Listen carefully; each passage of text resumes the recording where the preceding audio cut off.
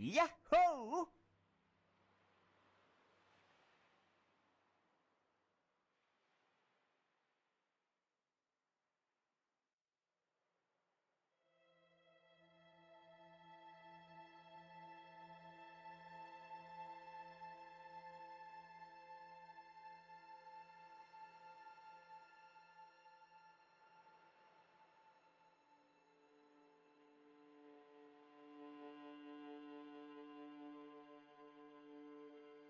Yahoo!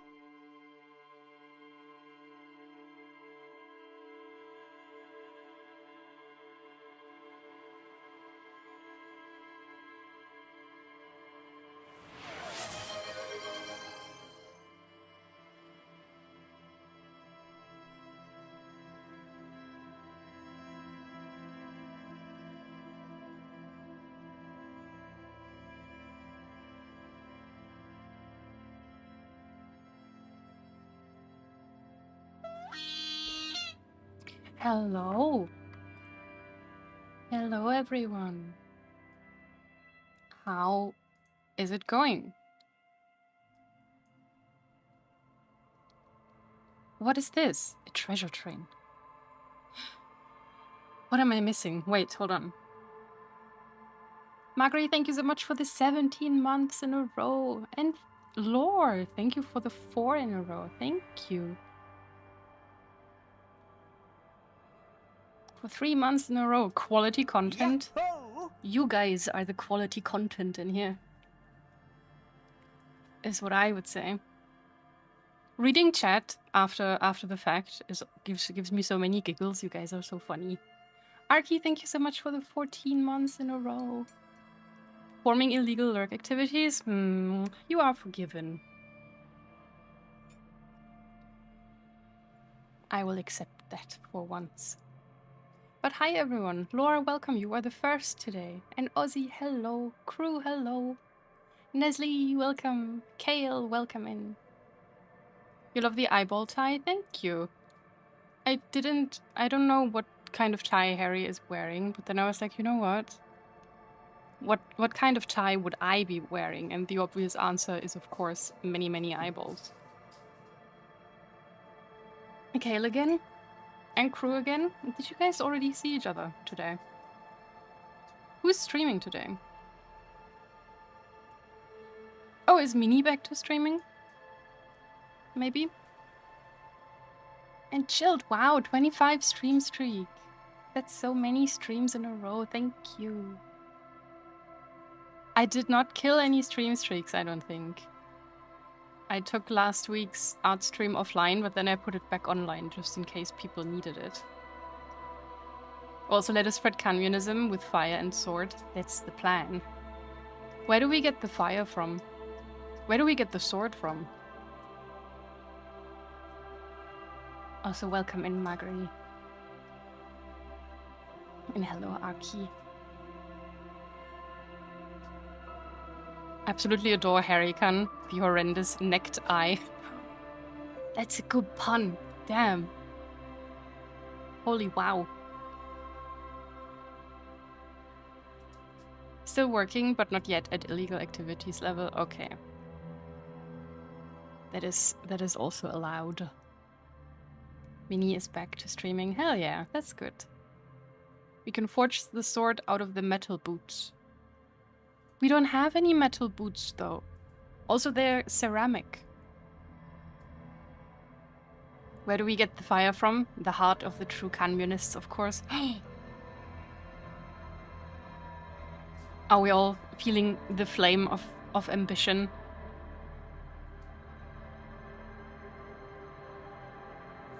Yeah, we can forge ceramic blades. I mean, that shit seemed like it can do a lot for us. So we can probably just make our weapons out of ceramic.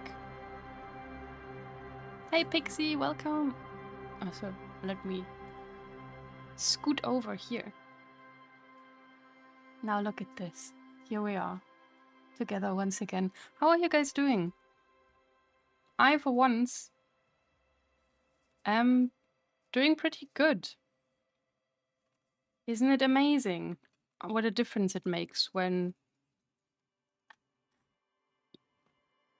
no one comes to fuck up your week on Monday, every Monday. Isn't that nice?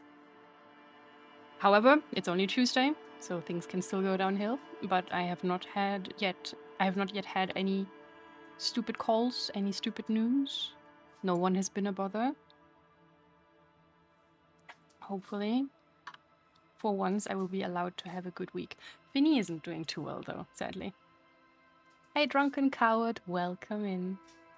You are a first-time watcher. And a first-time chatter, too. Welcome. How are you? Adi, hello, welcome. The rest of the week can wait. We're in the present moment. That is true. I also had a talk with my brother. His birthday was on Sunday, and I called him and we talked a little bit, and he asked how things have been going, and I was like, brother, sit down. Let me tell you. Let me tell you about the last 7 months of my life. And by the time I was done, he was also like, Jesus Christ. Oh, ew, wait, I forgot something. There you go. Sorry, Chilled, that you had to see the bad thing. Anyway, my brother was also like, Jesus Christ, you've been dealing with a lot. And then he was like, but you know what? Even though things can be shit and scary, and changes can be scary too, they don't always have to be something bad in the long run. And I'm like, you know what, brother, dear brother mine, you are so right. And I had already decided to go back to kind of taking things one day at a time. You know, the older you get, I used to be someone who was pretty much just living day by day. I never used to worry about the future too much. But I feel like as I've gotten older, I kind of tried. More and more I feel like I'm craving some kind of safety net. However, I have no one to provide that safety net except for myself, which means I have very high expectations of what I should be doing, but of course I can't always fulfill those expectations, and then I get stressed and sad and anxious. And I've decided maybe that's just not for me. Maybe I should just go back to taking things day by day and see what the fuck happens. You're doing pretty good. You have a rough week behind you, but better every day. I'm glad to hear it's getting better. Sometimes weeks are just shit. You're Harry Maxing it currently. Please don't Harry Max too hard, though. I don't think that's going to end well.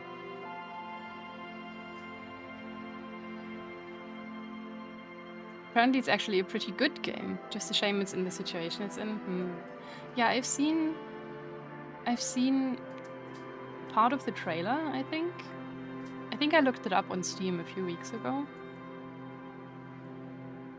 And it looked very Disco Elysium. But then I didn't even finish the trailer. I was like, oh. I saw the trailer and it felt so little like disco that I didn't even try it. Really?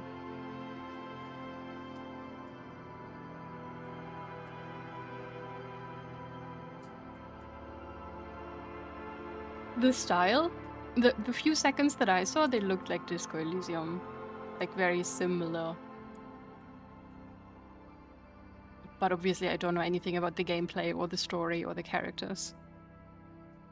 Harry Maxing sounds like a lot of speed and alcohol is involved. Yes, a lot of alcohol, probably some magnesium. What was the stuff that Roy has been taking? He's taking...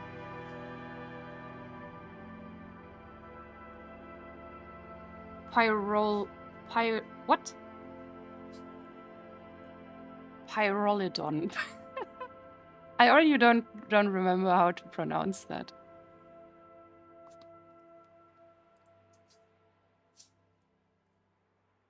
Let's get this thing up on screen for a little bit. Where is my Scrivener thing?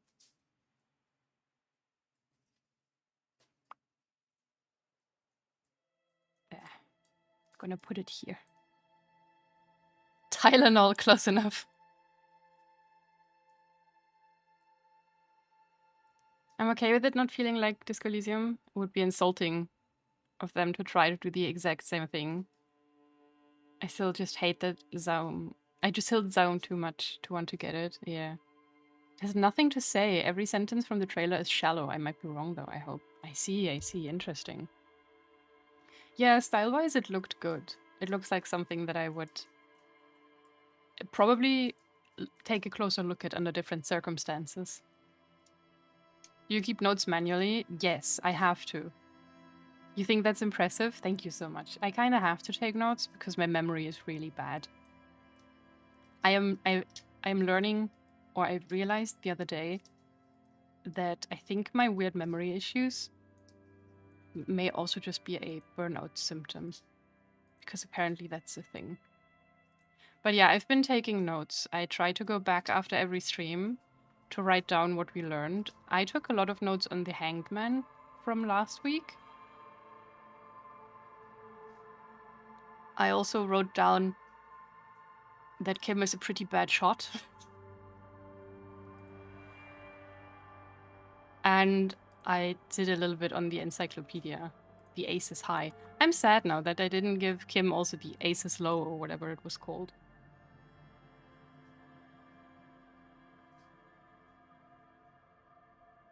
You should see the Bloodborne ones. I'm very proud of my Bloodborne lore board. I also I have been working on the Bloodborne lore board too, whenever I had the time. Oh god, it's taking a minute to load. The only thing that I still have to get into order and organize and really do all the typing for is the DLC. Everything else is done and finished. All the text is now searchable text. Nothing is just the screenshot anymore. And I do think... Sorry, we'll get to Disco Elysium in a minute. And I do think at some point when when this is all done, I need to take a minute to really look at it and write down some thoughts and take some separate notes, like a little bit of a timeline. And then I think I want to do a Chalice Dungeon stream where we just go through some of the Chalice Dungeons and yap about the lore. Where I can tell you guys what my final conclusions are that I have come to. And then maybe we can have a little bit of a discussion about what some of you might agree or disagree with. I think that could be fun. That's not going to be anytime soon. Maybe when I can get back to 3 streams per week, I would love to do that. Look at this fucking idiot.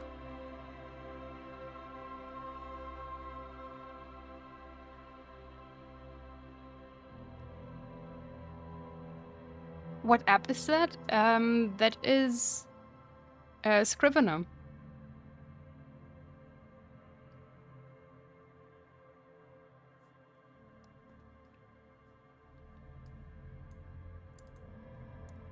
Fun fact that I learned a few days ago. The game was originally called No Truce with the Furies, but apparently they changed it because people kept calling it No Truce with the Furries. I also... I don't know if you noticed the little pause I was taking while reading that. I was about to read furries as well.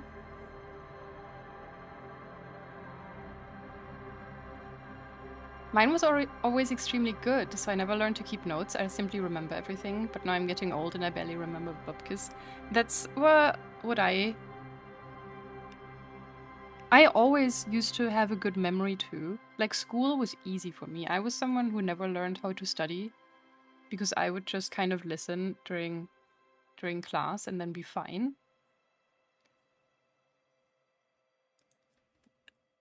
But that I don't think would work anymore. Over the past, I want to say 4 years or so, I've noticed that my memory has become very, very bad. I have a journal again. I've been writing notes everywhere. I have my regular planner, I have sketchbooks, I have post-its, I have my lore boards, I have kind of an everything book where I've been taking notes, and I just bought, well, technically it's a bullet journal, But I'm not going to bullet journal. I just want to write down every day, like things I did, things I watched, how brain fogged have I been, random like thoughts that I felt like I would like to remember, because I do notice that even just stuff from 2 or 3 days ago, I'm often like, I don't remember what I did. Everything is just kind of a blur. The brain fog has been so strong. So I've been heavily relying on taking notes for everything just to remember my entire fucking life. And I've always been worried that I have some kind of weird early onset dementia or whatever, but I think as a matter of fact, it's more likely that this is a symptom of just the burnout I've been in for the past 3 years, 4 years.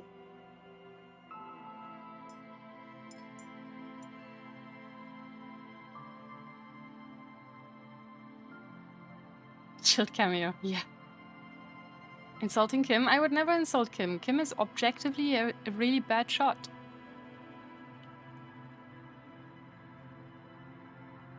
Yeah. Ah, man, I miss Bloodborne. I already want to play it again. I've been thinking a lot. I miss streaming. Every time I'm not, or every day I'm not streaming, I'm like, damn, I miss streaming. I want to stream more often. I do kind of want to go. I miss Souls games too. So I'm like, once I am allowed to stream more and longer again, maybe I'll just look at Souls games again. I would like to do like a Dark Souls 1 playthrough, just a chill one maybe at some point. Well, and obviously Sekiro is on the list again. I'm craving some more Souls-likes. Anyway, whatever. Stress ruins memory. Yeah. Stress wreaks havoc on your body and mind. I am noticing. Also, hey, Jasper. Probably part of the burnout. Are you autistic by any chance? Because I am. I got diagnosed last year. I'm not autistic. And I don't think I am. I have one friend who, when we saw each other last year, she was like, I'm convinced you have autism. And I was like, huh? I don't think so. I don't think I really fit most of the bill. However, I have come to suspect against my will over the years that I may actually be part of ADHD gang. Even though I have always been like, nah, there's something that other people have. I'm just scatterbrained and lazy, and I'm just bad at everything. Like, that's been a topic for like the past 8 years, until Minnie was someone, I think, who would sometimes be like, Khan, maybe you should consider that you fit a lot of the ADHD stuff.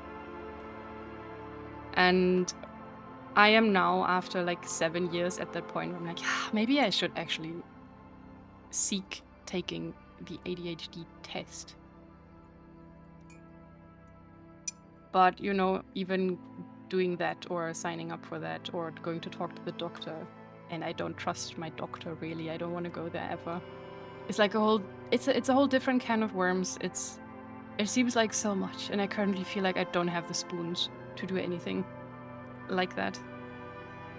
But apparently ADHD burnout is also a thing. I saw something about that last night, and all of the stuff that the post said was like, it fit to a T. I was like, oh damn. Oh damn. Everything I see, everything I hear is just kind of someone hitting me over the head with, go get fucking tested, bitch.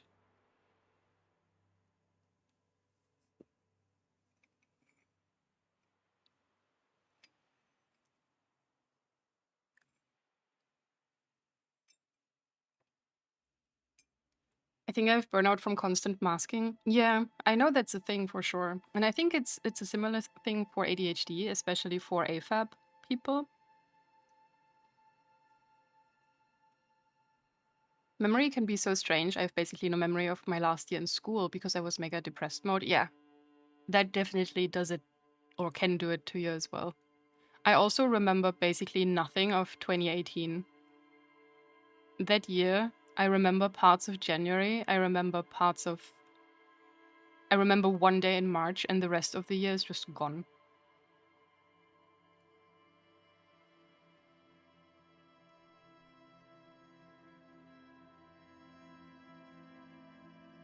I got a double whammy autism ADHD diagnosis, and I think both got worse. But did it help you to get the diagnosis at least? Because that's something that I always thought, I think it would do a lot for me, but that's also part of the reason why I haven't really dared to even take up the resources and get tested. Because a part of me is really scared that I'll take the test or whatever, and then they'll tell me, no, you don't have anything. You are literally just stupid and bad at life. And I think that would that would kill my morale. My morale would go to zero, and I would die and end up under a bridge throwing shit at people too.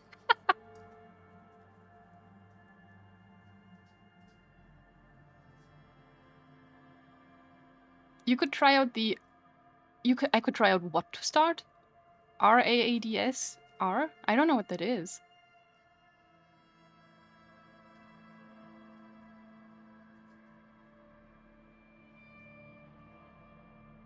I have a few friends who did that first and then went through official routes afterwards. Another streamer I follow was recently diagnosed with autism burnout. Yeah, it's pretty common. From what I hear. Both ADHD burnout, regular burnout, autism burnout. ADHD and autism have enough overlap that ADHD was almost added to the spectrum. Oh yeah, I heard about that. Everything does feel like that.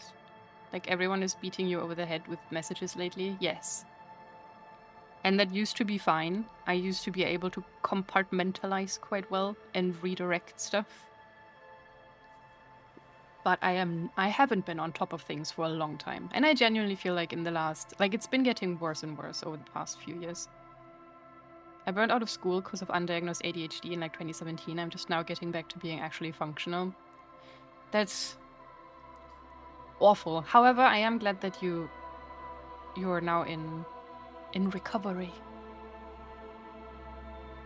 When I got my diagnosis for ADHD, it helped me be way less critical of myself. Yeah, that's kind of also my hope. A friend of mine was like, what does a diagnosis actually do for you? It doesn't really help you. It doesn't make it go away. I was like, no, it doesn't. But once you know that it's not your fault, that it's not just because you are bad at navigating life, that you're bad at being an adult, that you're just in some form lacking personally, but that it's your brain literally just working differently, I think it can be helpful to cut yourself some slack and show yourself a little bit of grace. You know?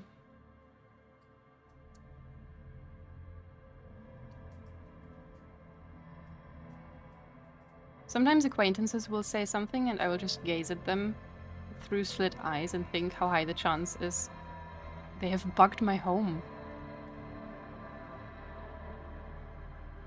That's interesting. It depends on how old you are. I was 30 when I got my diagnosis and it started well. I finally understood myself, understood why I always managed to say the worst thing possible. Then I realized I'd spent 30 years thinking I was neurotypical, so I felt like I wasted my life. I very much understand that as well. I'm 40 now. If I went on that journey now, I would be well into my early 40s before I even get diagnosed. However, I also know that that's not super uncommon. I also understand the feeling of feeling like you've wasted your life. But I think I would feel like that as well. I feel like that in regards to certain things in my life. But we also need to tell ourselves that there's literally no point in being too sad and too hung up about things that are in the past, because there's literally nothing you can do about it. And I know that's difficult and easier to say than do, but I feel like I'm relatively good at not dwelling on the past too much. Because you may feel like you've wasted 30 years of your life, but you still have many, many years ahead of us, and now you know. It's a self-report questionnaire to check for autism in adults. Oh, interesting. Do they have that for ADHD as well? Society, am I right? You're so right. Hey Norm, my wife got an ADHD and dyslexia diagnosis a few years ago. I think it was hard at first for her to think about how life might have been different if she'd known sooner.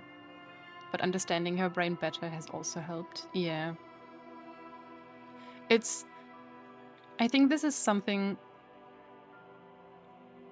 where it's like, you never know, do you? When you go through your life, you live your life to the best of your abilities. And sometimes, and it doesn't even have to be through ADHD or some other thing in your brain or other choices you've made. Sometimes you'll look back at that time and be like, damn, if only I had done things differently, or if only I had known this sooner, I would have lived my life so much differently. But would we really have?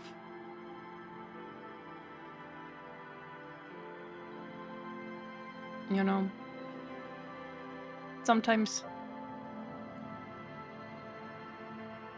I don't know. I don't know what I'm trying to say. I'm just trying to say, I get it, I understand it, I feel that way about some things as well, but I try to not dwell on it, because what's done is done. Hello? Oh, thanks for following, Drunken Coward. Welcome. You're now officially a gemlin. There's no way of knowing what the other route would have been. Yeah, it could have been worse, exactly.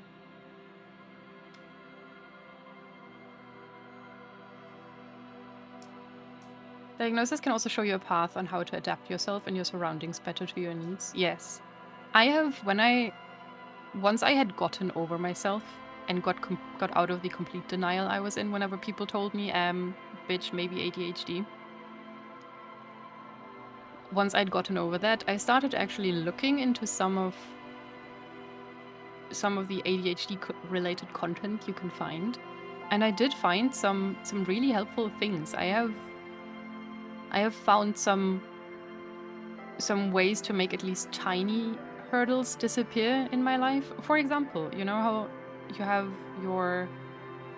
Oh, God damn it, I'm already missing words again. If I don't always have the dictionary open, I'm cooked. And drawer, I'm stupid. How in your kitchen drawer you usually have like a thing to organize your cutlery and stuff, so that forks have a separate compartment, and knives and spoons and little spoons and other shit. And I just couldn't deal with that. I hated it. Every time I had to dry or clean up my cutlery and I had to sort that shit into my drawer, I just couldn't do it. I hated it. It really... It made me angry, made me want to throw temper tantrums for some reason. I don't know. It's really not the worst thing in the world. Until I watched some kind of ADHD video where someone was like, you know, just because society has informed you that things need to be in specific spaces, or that you have to organize your household in certain ways, you really don't have to do that. If you don't want to do this, or if you feel more comfortable keeping your keys next to your bed or whatever, because that's where you have an easier time finding them than if you have them right next to your front door, then keep your fucking keys next to your bed. And I was like, oh, you're so right. No one's going to judge me if I live, or if I have my house in a way that is comfortable for me. And then I just got rid of the cutlery drawer organization system, and I just dumped that shit into the drawer. It was chaos in there, but it was great. I was free. I was free from the restraints of big cutlery. And that was a few years ago. And now I have a cutlery organization thingy in there again. Because now I feel different, and now I want to keep that stuff a little bit more organized. But I think there's this thing where we have all been conditioned to live according to certain rules that we just grew up with, that just seem so normalized.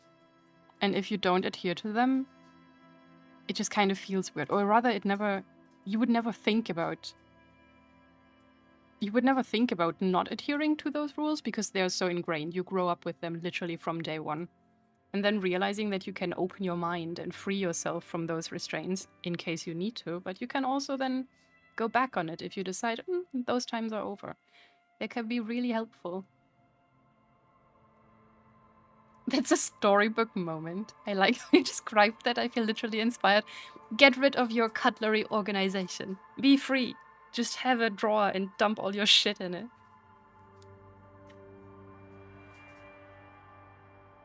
You need to keep yapping for another 5 to 10 minutes. I'm almost done with dinner. We can do that for sure. I am on a 3-hour time restraint again today, though.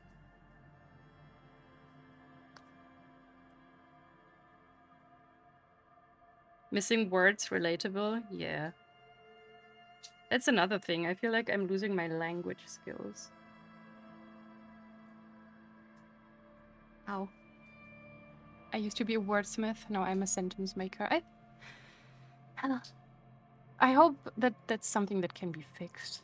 I want all our brains to be fixed and functioning. I saw advice like that. If you always put your stuff in a pile, but want to have it organized, put the organizer where you make the pile. Yeah. I have started just having little little boxes everywhere, or little cups that I can put stuff in, so that it's not on the surface just laying around there, but there's just little boxes where I can place all my stuff. And it at least looks a little bit neater, which then also pleases my brain and makes me not feel like I have to clean every 5 seconds.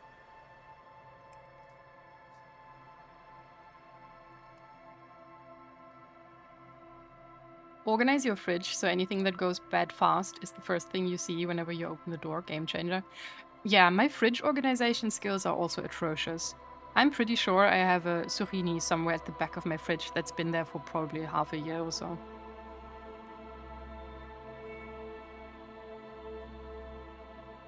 Because I'm often also the type, I will just dump stuff in there and then close the door and not think about it anymore.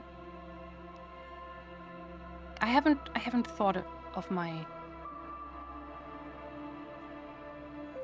fridge organization system enough.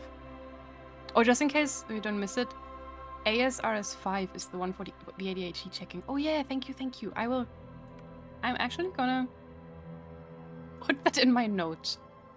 I'm gonna put that here so that I don't forget after stream.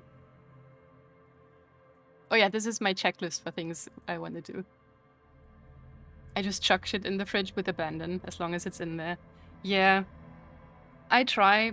So once a year or so, no, once every 6 months, I will do a proper clean out. I will take everything out of the fridge and the freezer and I will clean the entire thing. And then organize everything properly. And then I'm always like, okay, now I will develop a system for myself to make things organized and never forget anything in here ever again. It just doesn't work. Finn. The boy is struggling. I've had to throw away so much food because of that. Yeah, me too. Also, hold on. Did you hear that? It's yogurt soda time.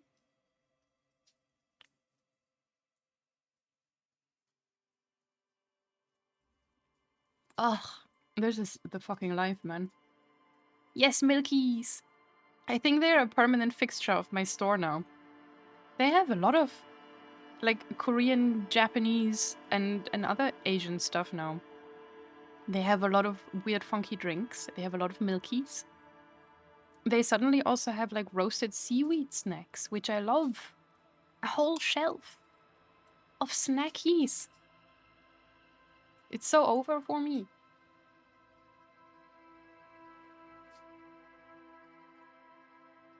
I can't be bothered to organize the fridge.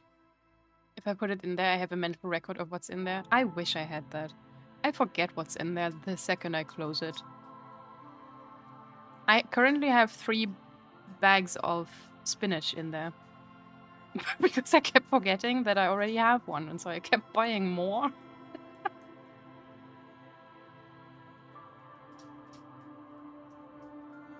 I try to organize things in lines so nothing is hiding behind something except more of the same thing. That is really smart. That is definitely something that I think would help me as well. But that's just never gonna happen. I don't take the time. I'm always in such a rush when I come back from grocery shopping. I'm always like, okay, I know I gotta go. I gotta get this shit into the fridge and into the cupboards fast so that I can get back to whatever else I'm supposed to be doing. That's part of the frenzy, the constant stress.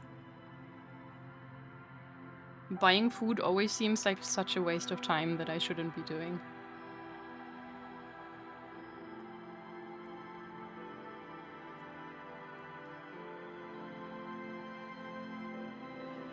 Just walk around like a tornado personified and I hope I find what I need. Yes, that's also kind of how I do things. Time for spinach soup? Literally. Luckily, I really love spinach, so if I have to eat spinach every day for the next week, I'll be happy.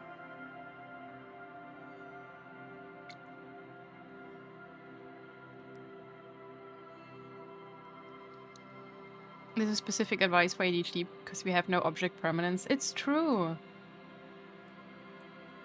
It's crazy. My girlfriend is proof. Although there are differences. No differences. What are exceptions? There are things. I used to be very good at being able to trace my steps back to where something is. Like for example, if I lost my phone somewhere, I would still be able to be like, okay, where have I been in the last 10 minutes? And then I would be easily able to trace my steps back and be like, oh, okay. Yeah, I went downstairs to take out the trash. Oh yeah, I was outside with Finny for a minute. Oh yeah, I picked up the mail. Then I put in some laundry, blah, blah, blah. Oh, that means my phone has to be in the bathroom. But that also doesn't work anymore. Now, when something's gone, it's just gone. Blamey, thank you so much for the resub for 16 months. Thank you. Hi and bye. My girlfriend is proof that magic exists. She can make anything vanish, hand it to her, turn around, turn back, it's gone. Yeah. For someone with ADHD, I actually have fantastic spatial awareness. That is the one thing I do see a lot, that apparently a common ADHD thing is that you bump into things a lot. That's something that I'm not familiar with, I don't think, or at least not to a degree that I would consider to be exceptional. The only thing that makes me bump into things and fucking break my neck all the time is my dog.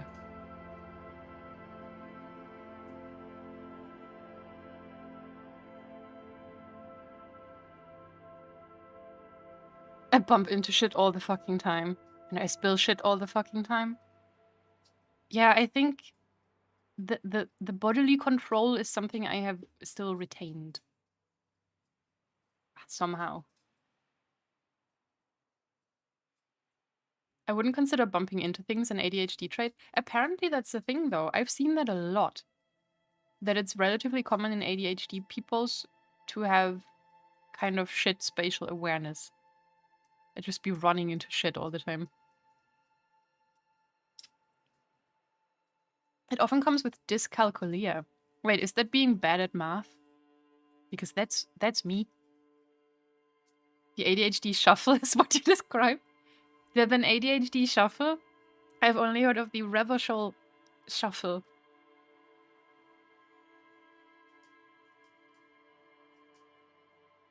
I'm good at mental maps, especially in games for some reason. You are the gamer of all time, though.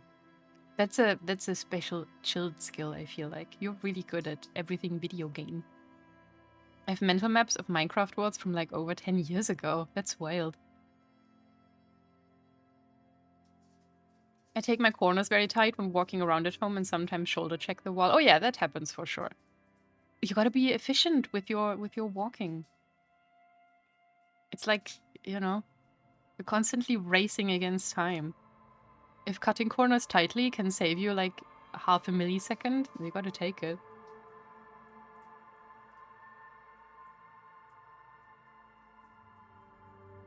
Dinner has been acquired. We can start now. Okay. We will get into the game shortly. We try to take the shortest path to our goal and then have to overcorrect to not hit shit. That happens sometimes, that's true. I guess I'm good at overcorrecting for now. The dyscalculia accounts for spatial awareness as well as math. Interesting. See, I don't think I struggle with spatial awareness. I do struggle with math, however. I was always good at geometry, but everything else by the time I got into high school was a bit much. Except for fighting games, where my mate Joe outshines me at every turn. Well, Joe needs to be good at something too. There's a tiny fly right in front of me. I do the ADHD shuffle, but without hitting things. Maybe just the years of martial arts helping me. It's possible. I tried Guilty Gear Strive. Practiced for a few days. It took him 3 matches to be better than me, the fucker.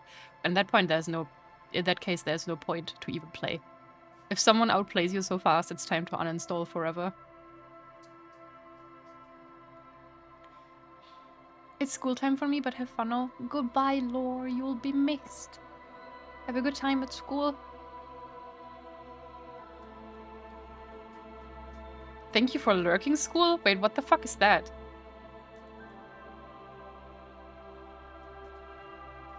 What a weird message. What is that? How did that happen? I've never seen that before.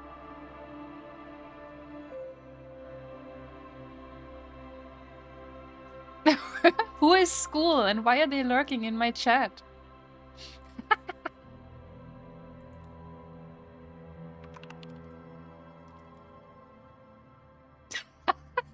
This is amazing. Okay. You can tell I know what the fuck I'm doing. I'm a professional at streaming.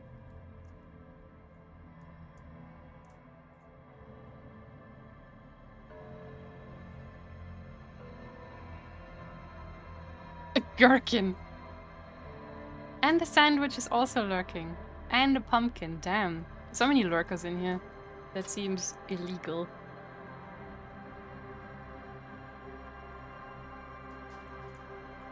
He just returned.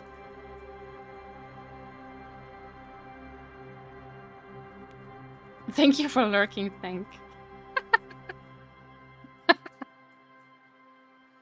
I returned and saw an opportunity. Good job. You mentioned math in school. Oh, you mentioned math in school, went into lurking. Fair enough. Thank you for lurking, Belland.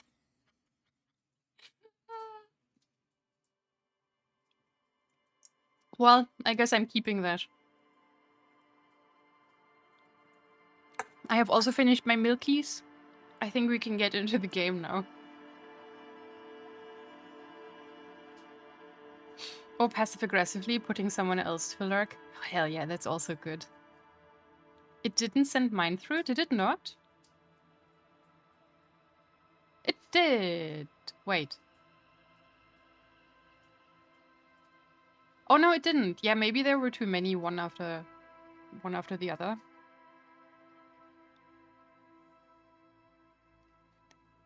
Maybe it was too fast. Thank you for lurking, chilled Gricken. It's so over. Hey, Artcram. Good to see you. How are you? I'm doing good. We have just finished, or we are just about to finish the yappening so we can get into the video game. Please stay and enjoy. Oh, chilled. Worklog time. It only works for one word. Lemia's kidnapped chilled. That seems illegal. Give him back right now. Finny. Oh boy. Hold on. The boy needs help.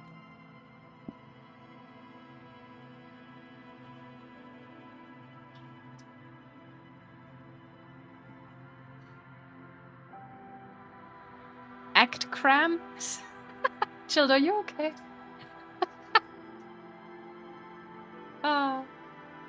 Oh, you have to leave? Thanks so much for stopping by, Drunken Coward. Sorry you didn't even get to see any of the game. It was really nice having you here. I'll see you next time. Goodbye. Thank you for returning the chilled.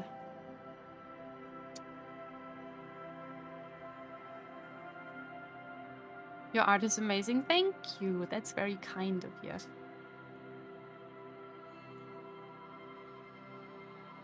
You need to see what I did for stream today. Look at my sandwich. Excuse me, look at our sandwich. Goodbye, Lemmy. Look at the delicious sandwich we'll be having once we get this communism rolling. Mask off moment. Shht. I worked so hard for it. I still need to get used to the fact that everything is ours now. That is a nice sandwich. Thank you so much. It took me 2 hours to get this sandwich done. It is for all of us. I fixed some stuff from the one you saw on the schedule.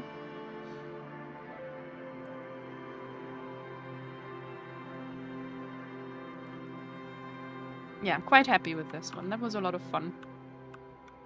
It was also a good exercise. I started out, so it looks nothing like the in-game sandwich, obviously. I took some liberties with the colors after a while, but for the first half hour or so, while I was just jotting down the basic shapes and colors, I tried to stick very close to the reference.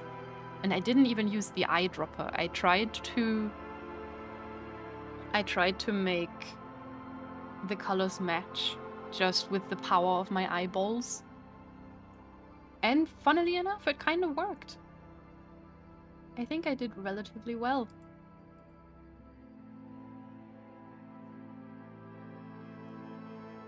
And that was a really fun challenge, so I think maybe that's something we should do whenever I do my little Disco Elysium art study streams.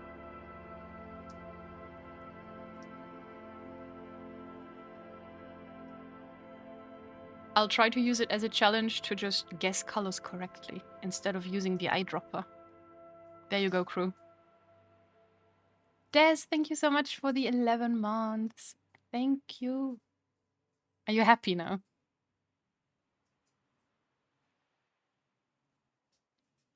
Way better. Awesome. Okay. Finny is already staring at me. I cannot promise that I won't have to take him outside for a walk today. But we'll see. We'll see. However, let's not make Margaret wait any longer. He'll already be done with dinner, I assume. I think we should get into the game. I'm turning that shit up. And we hop in. Oh, I'm excited. Is your dinner long gone?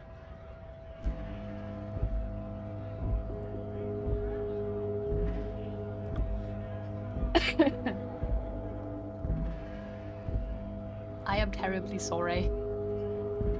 My coffee is also already gone. It's horrible.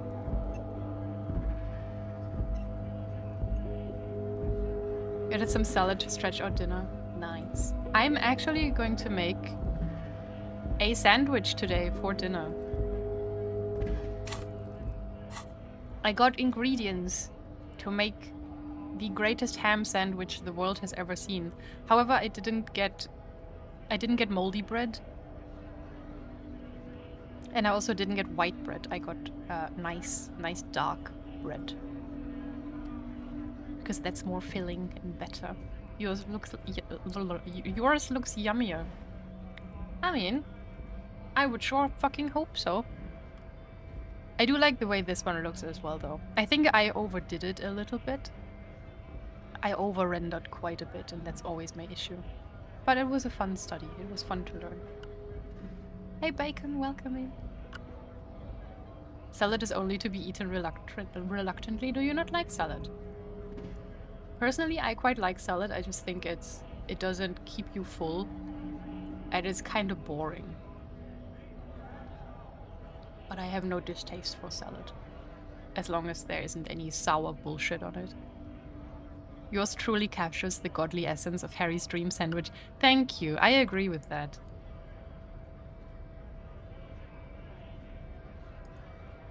I think Gaston would agree. If he saw it, he would understand why I desperately needed to get my hands on his sandwich in order to make the god sandwich of all time.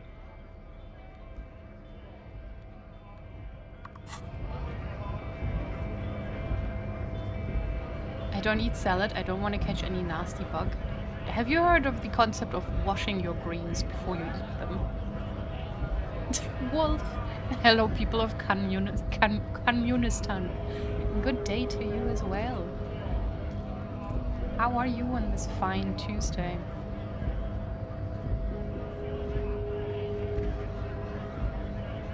Okay. I saw the updated sandwich. Do you approve more now? Does it look better? I think it looks better now. You are okay, you think. Why do you think? Why do you not know? You should know if you're okay. Oh yeah, the disease has some... No, not the disease. The US has some disease running rampant right now.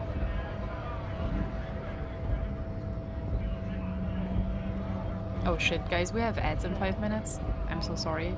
I successfully wasted an hour. I didn't waste it. It was a good yap. I approve of the new one. Thank you. I have a felt salad mix, so just a bunch of random greens with dressing. It doesn't really spark joy. Adding enough other ingredients, cucumber, bell pepper, egg, ham, cheese, toasted seeds, can make it a lot more enjoyable. That is true. Okay, if it's... Yeah, when I hear salad, I do think of something that has all this other shit in there as well. Especially... Actually, yes, all of it. Minus the cheese. I'm not a big fan of cheese in my salad. I'm gonna be in ad hell, remember me? No, chill. Please come back soon. I made nacho salad yesterday, which was a lot better. Yeah. I would fucking love nacho salad. It was a weird day, I don't know. Not bad, but also not really good. Yeah, that doesn't sound fun. Hopefully tomorrow will be a good day again. Depends on the cheese. I think this is where the cheese hater in me comes through. If the cheese isn't all runny, then I don't like it. Do you love any sort of salad? I don't know why, they're just great. That's good, that makes eating healthy easy.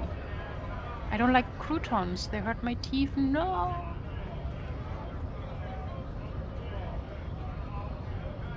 I love croutons. They are always a nice little surprise if you suddenly find one in your salad and then you get a big crunch. The things we do for fiber. I do like a lot of fiber foods, luckily. Mozzarella goes hard with anything. Mozzarella is special. Like once a year I get an urge to eat mozzarella. And then now I'll get tiny little mozzarella balls and enjoy them. I prefer nuts for crunch. In salad? It depends. Isn't it usually walnuts in salad? Because I don't like walnuts. They would ruin it for me. Also, welcome in. Welcome in, Nyongo Dekinai. Hello.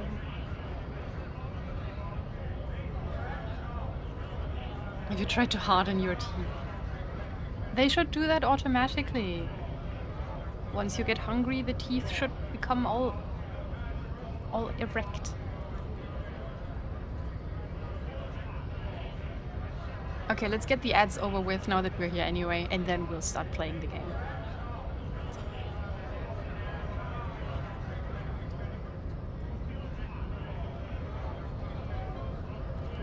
Good contender for sussiest for time, chatter. I have erectile dysfunction. Stop. Oh. Some of our teeth a little shy. Yeah. Maybe there was some dental erectile dysfunction. Not y'all with the dental erectile dysfunction.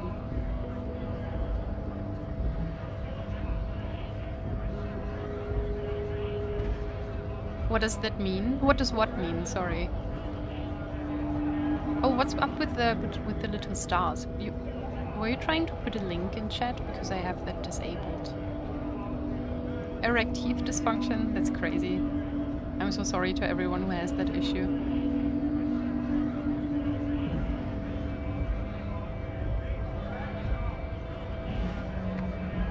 Thank God time doesn't pass. Did it get darker?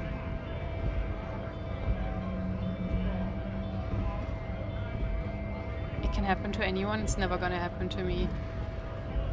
I can promise you that. Also, we should take a list at things that we definitely need to do. I misspelled oh lol and it turned into a link because of the period, I guess. Oh, I see. Yeah, that makes sense. It does that.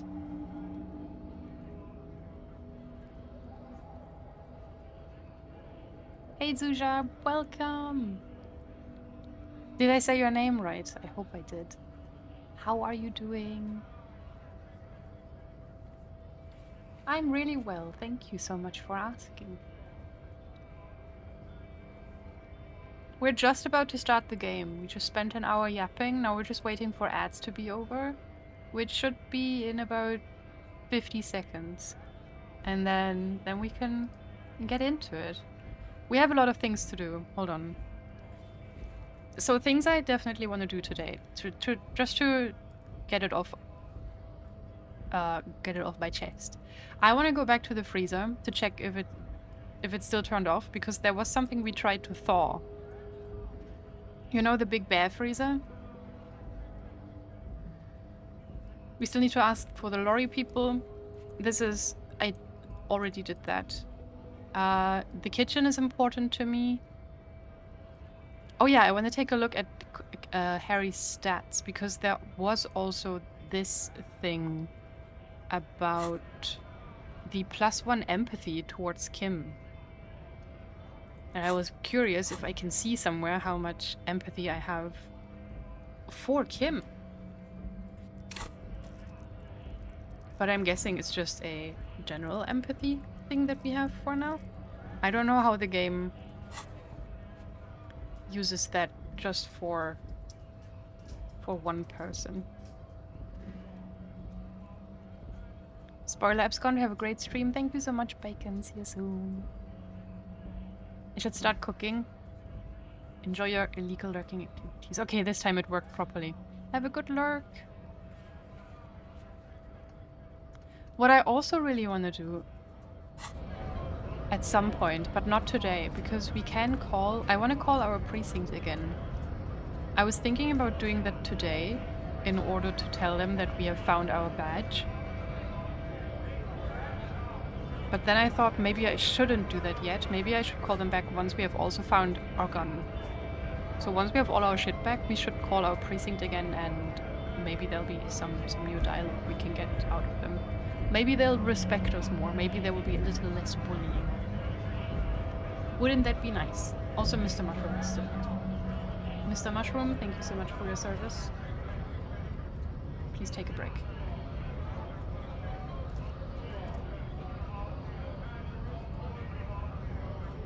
Now then, but for now I think we should try talking to this guy again. We need to find a way past Mr. Eraserhead, that's for sure. Right to work! Right to work! Shame on you! Oh, this man. Oh, wait. Oh, we never talked to him again, did we? You don't have any tips on how to punch a guy out, do you? Say a really big race theorist guarding a button. Not before you get in there and get your ass whooped. Learn by failure, I always say. He might have some advice, but you got to at least try to fight Measurehead first. Return if you fail. There is no fucking way we can fight Measurehead.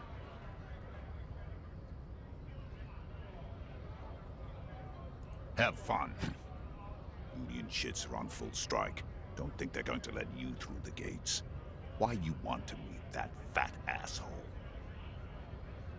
I'm interviewing people about a murder that took place here behind the hostel cafeteria. I know nothing about a murder. His reply is snappy and terse. It was you, wasn't it? Absolutely nothing. Wouldn't put it past these harbor bugs. They'd do anything to stay alive. Right to work! It's shameful. Cops doing nothing.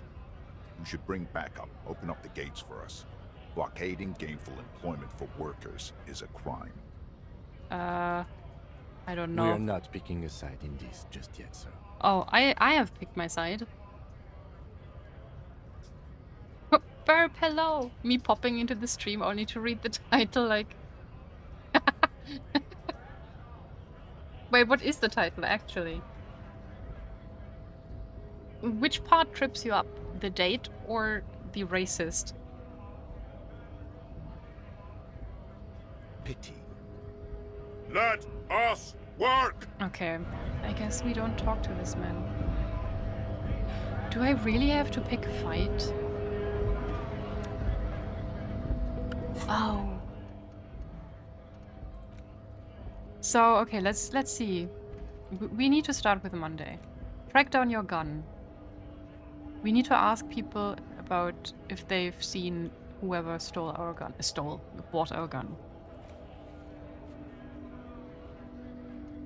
Ask around for his apartment number. Oh yeah, that was the beautiful man. Keep asking Joyce. We are definitely returning to Joyce. The strange door. Who made the call?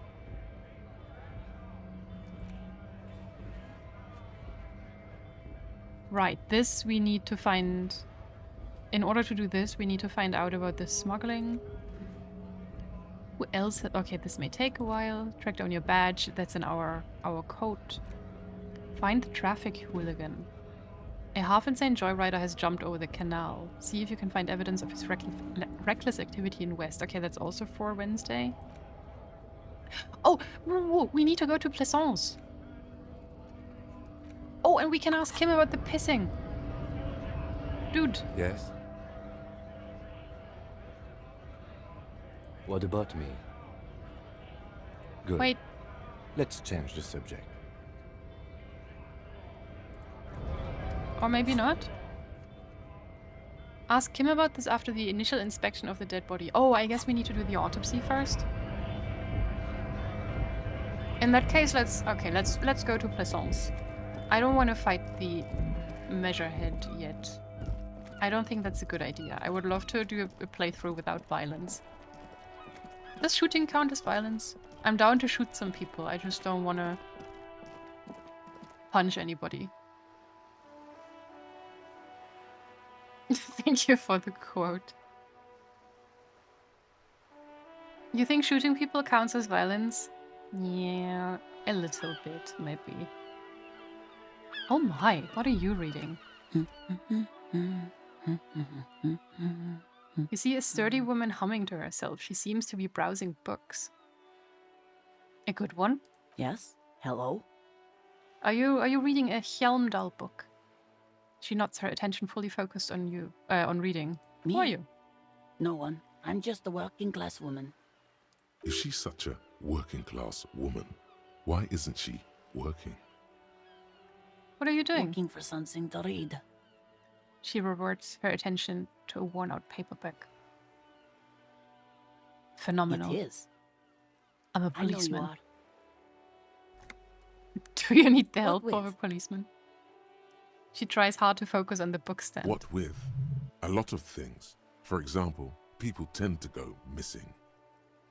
What do you mean maybe your husband is missing?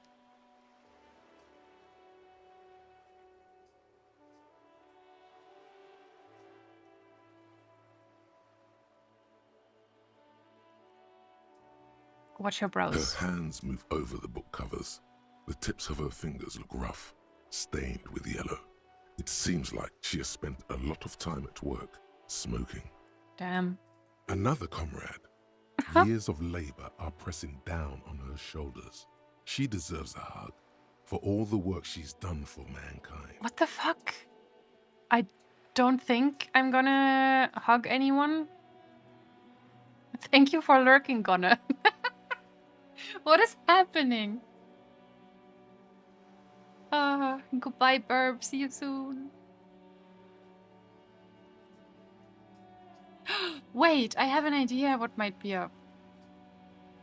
Yes. It's fucking stream elements.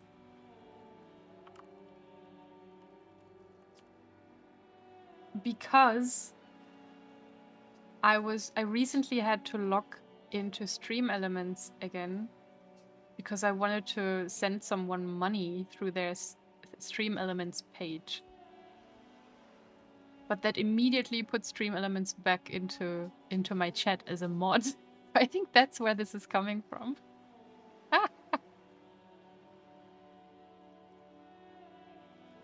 No, I will fix it actually because I don't want stream elements to have access to my channel anymore.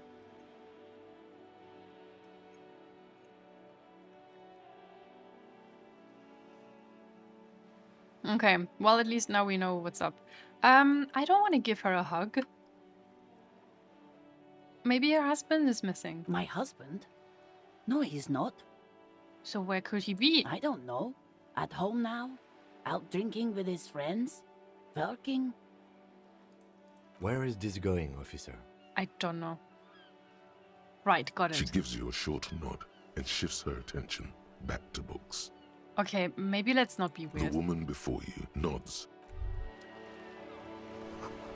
You memorized the title, Lose 87, Radio City. Seems important, does it?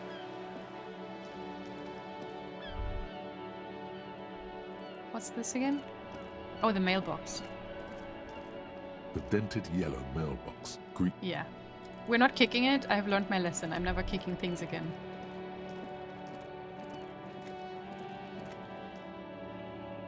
Let's talk to Plaisance. This is going to be good.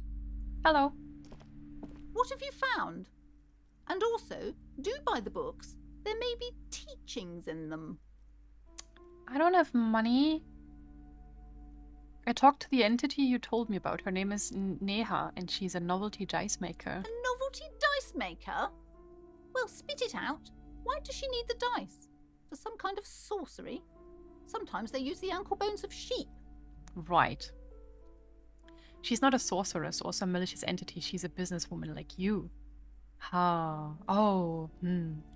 No, ma'am, I have felt her aura. She is not the one to blame for this curse. She may be involved, but I don't have a way to question the malignant entity further. I think I'm gonna lean into her spooky delusions. I have felt her aura. She is not the one to blame. Though she was a little bit suspicious to me. I don't understand. If it's not her, then where is the source of the doom? How did she explain the curse? She looks perplexed. The narrative she's built herself, it does need tearing down. You think? She's squeezing on the pendant too tight. A drop of blood in her palm. Just don't say you don't have any answer yet. The uncertainty is killing her. Why are 3 voices talking to To me? hell with it. 4. The chance you ought to just lie, sire. Fuck. She says there is no curse. There are too many inconsistencies. Oh, this is important. I should have saved the game. The source is in the taxidermist's shop. He became involved in arts darker than taxidermy and brought the void spirits down upon this place. Honestly, I don't have an answer yet. There still needs to be followed. Like that strange radio computer thing. There is another entity, more malignant, pulling the strings in Martinez. Perhaps in my travels I will cross paths with it. Okay, logic says we need to be real with her. Composure? I don't know what composure wants of me. Suggestion tells us to not say this.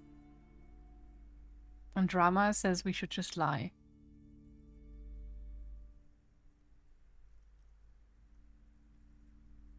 Have a good drive, crew.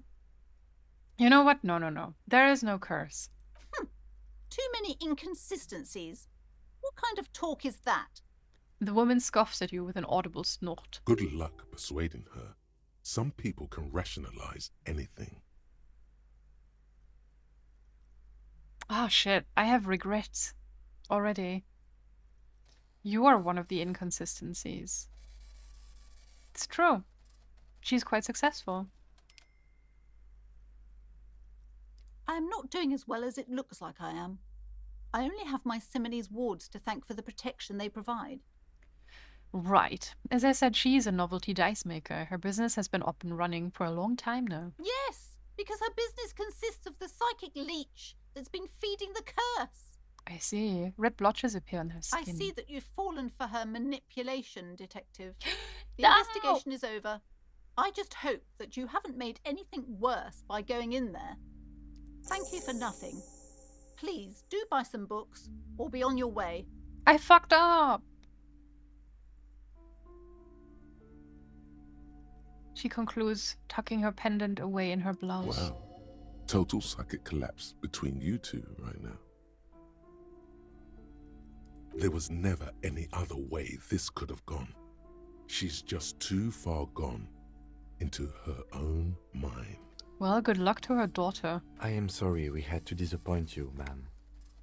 Can we go now? Oh, but Kim is probably happy with this, that I didn't give in to her delulu. Kim, are you proud of me? Do you love me? Do you want a kiss? Mwah. Let's talk to Annette. Another case cleared. Yeah. Hi, Ace Detective. Are you here for more books? Is this the one we failed at before? I think so.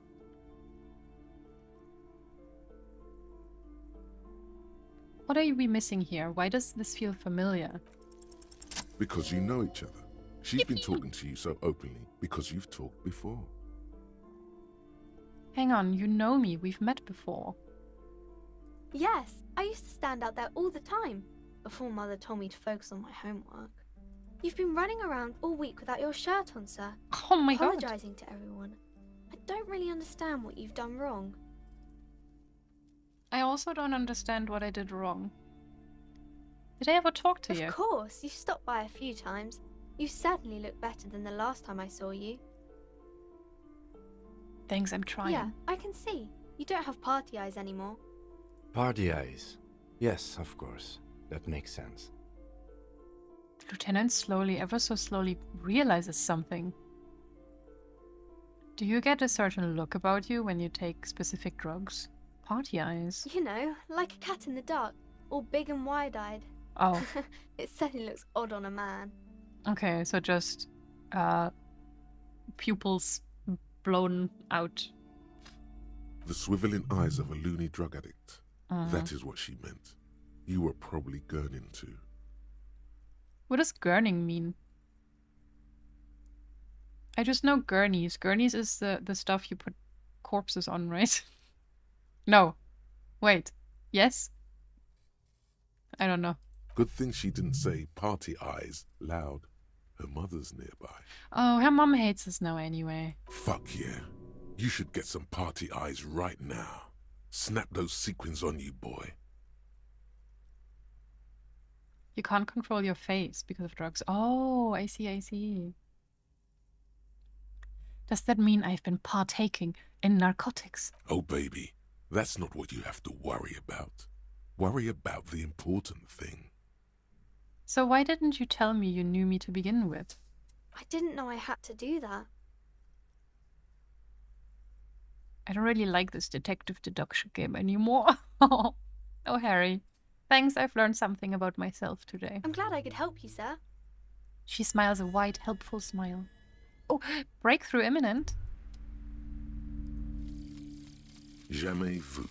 Derealization. Here we go. Jamais vu. The opposite of déjà vu. Not already seen, but never seen. Everything that should be familiar appears strange and new, like some half-forgotten day in your childhood. Only now. That's the feeling you've been having. And for who knows how long. You should go and ask Joyce Messier about this. What world are we in? This is a fundamental question. Yeah. Bonuses. +1 XP for every orb clicked. Oh, is that the stuff flying above our heads? Are those orbs? All intellect learning caps raised by 1. Nice. And Ace's High is already half done as well. And we can level up again. Damn, son. Jamais vu sounds like it could very easily drive you insane. Yes. Very much.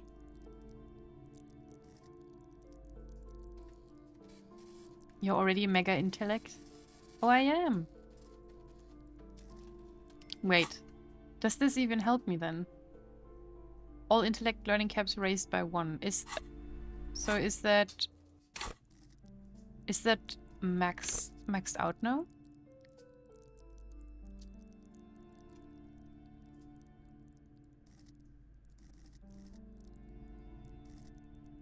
Or can I get 12 total because there's 1 point on top now? You have 5 int, but you can now put 6 skill points in your int skills. Yeah. I thought maybe at some point it won't let me do anymore. We should do some leveling. What do we want?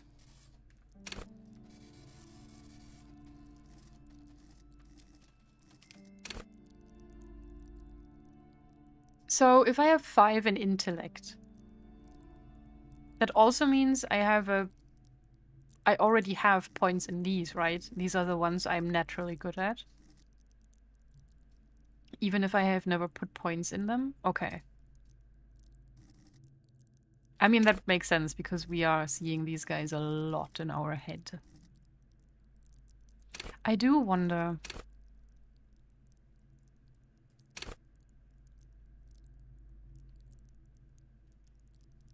See, I have no clue what's smart in terms of where to put your points. If I should focus on like a couple of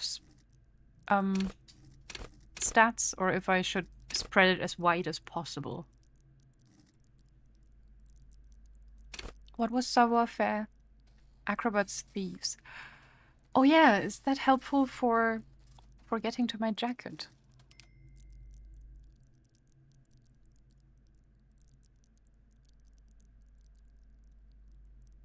The most stylish douchebag in Revachol? Nobody will see you until you're ready to be seen. That could be nice. At low levels, however, you'll be a bumbling, feckless cop, unable to catch a pair of keys thrown by your partner without losing an eye. Maybe we should go savoir-faire a little bit.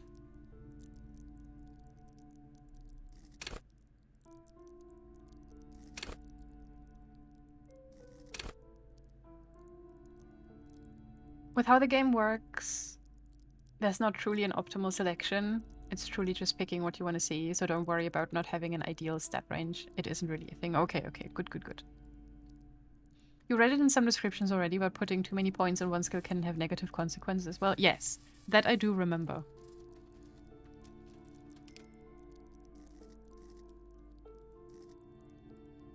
I do remember that for Inland Empire in particular. Like, this sounds like we're full madness.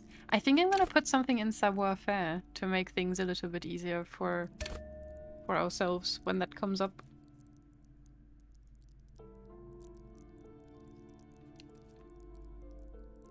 Oh, we have some debuffs on that, actually. Alright. I don't want to buy any of your shitty books.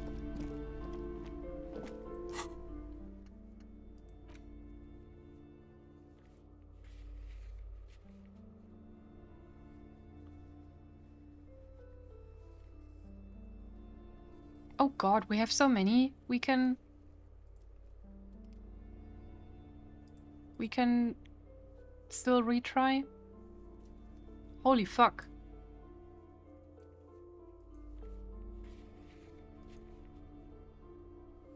Conceptualization. I forget what... I wish it said... I wish it would say what exactly we will have to do here for those checks. Let's go back to the fridge. Freezer, whatever.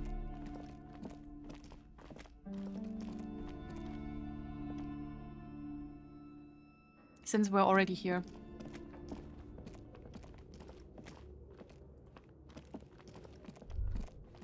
Maybe something will have changed.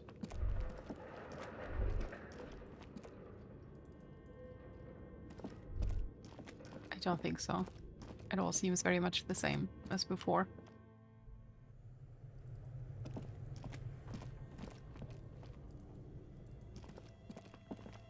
The bear's eyes are dead and empty. Okay, let's see if I turned off the fridge, or not the fridge, the freezer. This orange machine is dead still. It has a hand-cranked ice cream churner and an electric freezer. The ice around it slowly melting. You slip your fingers under the frozen lid, but the ice... No, this is going to need something else. If you want to try again, then you need to have... Equip the pry bar. Okay, let's try this again. You would think that after almost a whole day of thawing,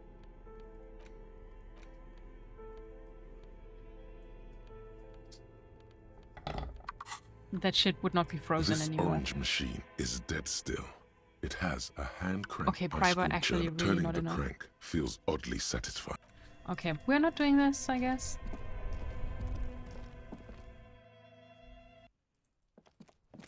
And we're out. Right, what's next on our list then?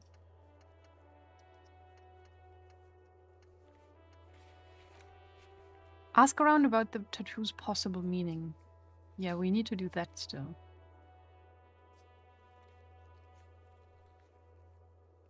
Right, it should have gotten easier. I was banking on that if we just wait long enough, that it would just do that.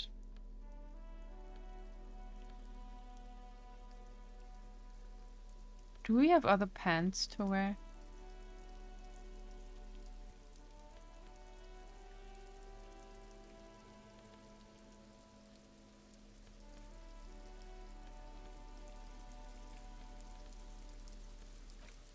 Oh wait. I'm gonna wear this for a little bit.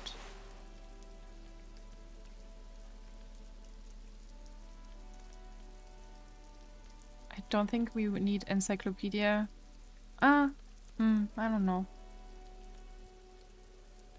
The horrific necktie. It doesn't look that bad, does it? Now we look like a proper douche. Like, what is this outfit? With the beanie and those glasses?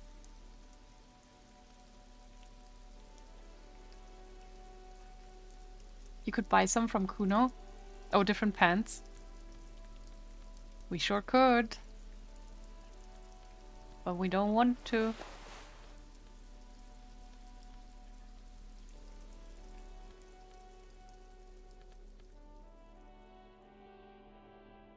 What else is taking savoir-faire? Oh, our shoes.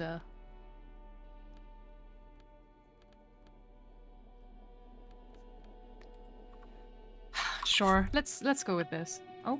The pockets of these new jeans are perfect for sticking your hand into. Oh. Makes you look cool, calm, and collected. As your hand enters the pocket, your fingers brush against something soft yet crinkly. I didn't know you could get Hey, stuff. It's a chewing gum wrapper. Oh. It reminds you of the fruity juice of apricots. You should inspect it closer if you have time. Something about the wrapper's texture is familiar. By the way, the raw materials were most likely exported from Seaguy, the apricot suzerainty, and processed in sur-le-clay into the apricot-flavored chewing gum loved by kids of today and yesterday. Something about it is familiar, and not only to your fingers. I didn't know that I could find shit in the outfits if I put them on.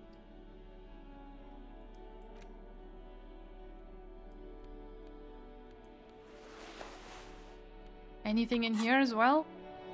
No?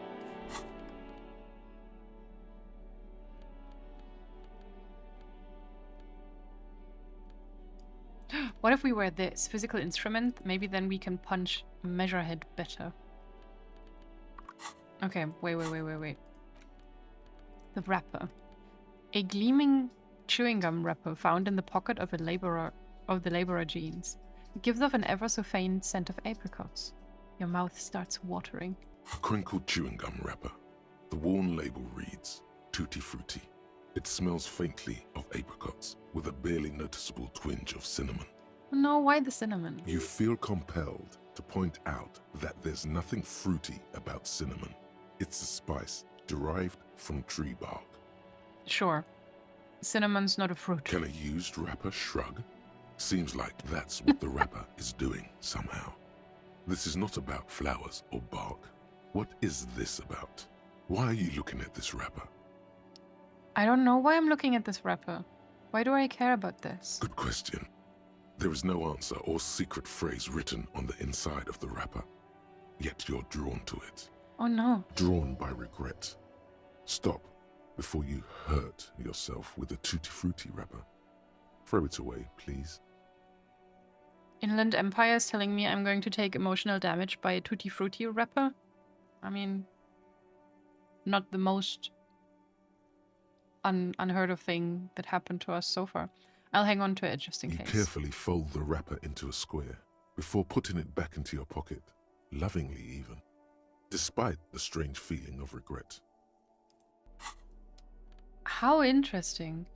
I don't think the only times we've really heard about apricots so far has been in combination with wild pines. Right? They have like an apricot empire.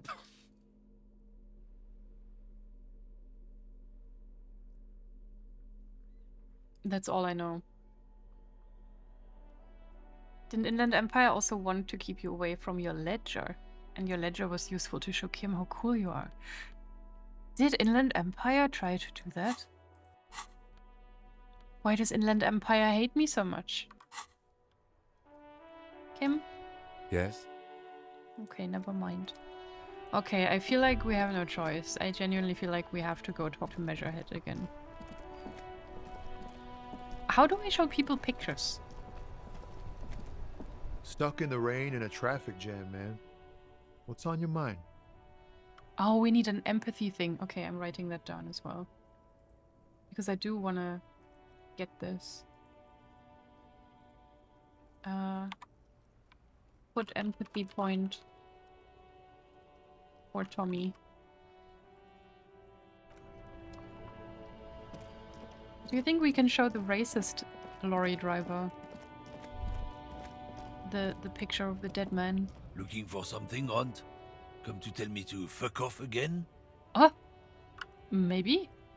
I found this mug in the trash. Oh man, that's great. Look at that guy go. Haven't seen anything that funny in a while. Is it yours? God damn. Thanks for that, but no, it's not mine. He doesn't live in Martinez. Okay, good for you, asshole. We're done for now. How do I show people picture? Can I go in here? Can I climb through your fucking window? A lorry stuck in the traffic. No. Or do I have to...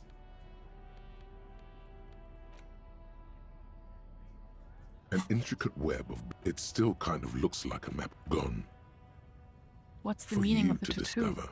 You've gotten as far as you will without assistance. Okay. Someone who knows about history could tell you. Someone who knows about history. I see. Okay, let's go throw some fists. Let's go throw some hands with the turbo racist. What could go wrong? Measurehead makes all men quiver. I am going to save though because I'm terrified.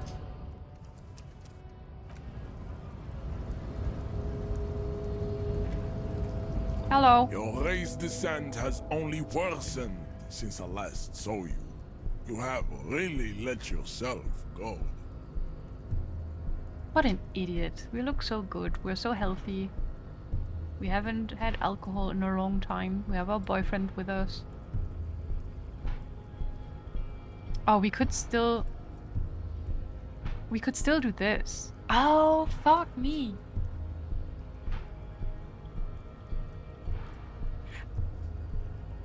$8%. Do you think we got this? 8% seems fine, right?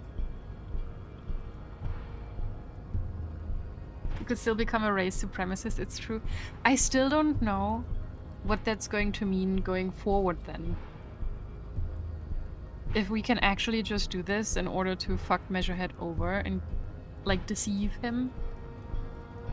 Like, would this be a deception, or would we actually subscribe to it with our own brain?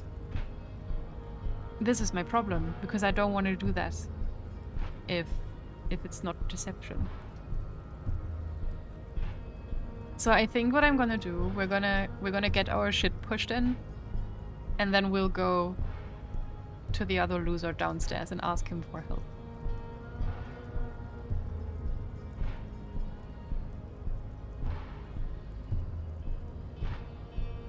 Would you rather get your skull caved in or become a racist? I mean, easy answer. I would rather get my skull caved in. You can also get rid of the thought in your cabinet afterwards. Oh, is that how it would work? Will he just give me... one of those things that I would then have to do? Yeah, I don't want that. We're gonna try and punch him. But first, why are you not with the Hardy Boys? I am not the first line of defense. I am the last. In addition, these so-called Hardy Boys are an effeminate clique of bodybuilders. Their company is spiritually degrading. You pick up on something artificial in his tone, like he's putting on an act. This is unlike him. He is usually more himself.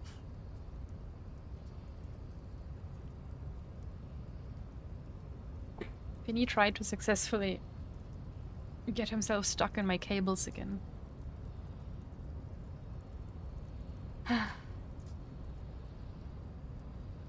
I fear I may have to take him outside. He's so restless and he's staring, and I know we've only been playing for like 12 minutes. But I'm afraid it matters not to the old man.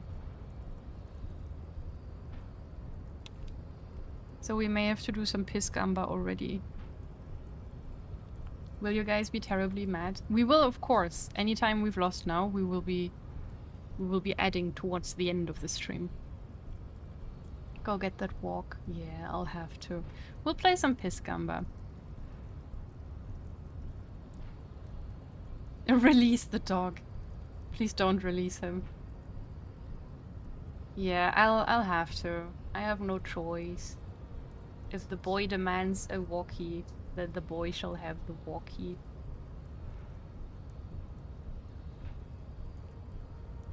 You guys get Mads, and you guys get Germa, and you guys get a Finny picture. Okay, we'll do piss gamba. Now, Finny, we were outside 90 minutes ago. He hasn't had too much water since then, so please keep that in mind. You get 5 minutes. Personally, I don't think he will piss more than 4 times, but you never know. That's just what I think. You choose your results or your outcome as you please. 5 minutes. Fucking Germa. Germa is a baby. I want to play Silksong again. Anyway, I'll be right back. I'll hurry up.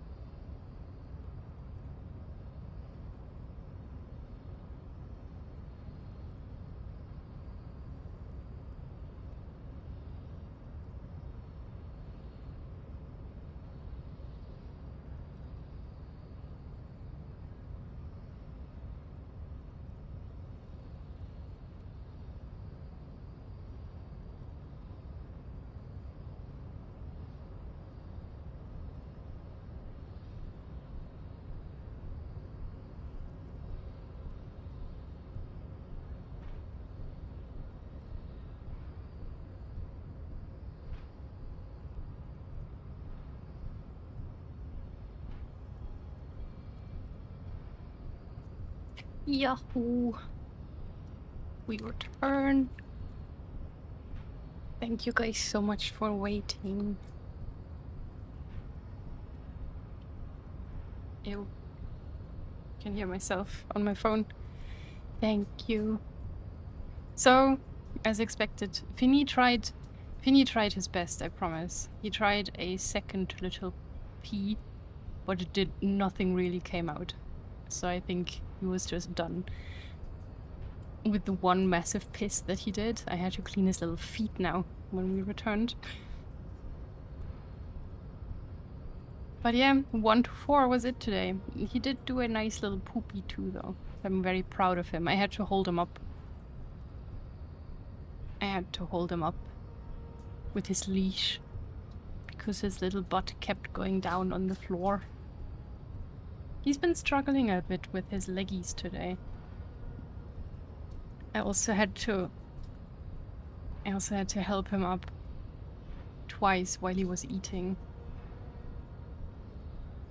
He just kind of plonked down on the floor because he couldn't hold himself up anymore, and then he wasn't able to get on his legs anymore by himself. Now we have ads starting soon. This is a fucking curse. I am the worst streamer literally in all of the lands. You literally supported the shit he did. I did.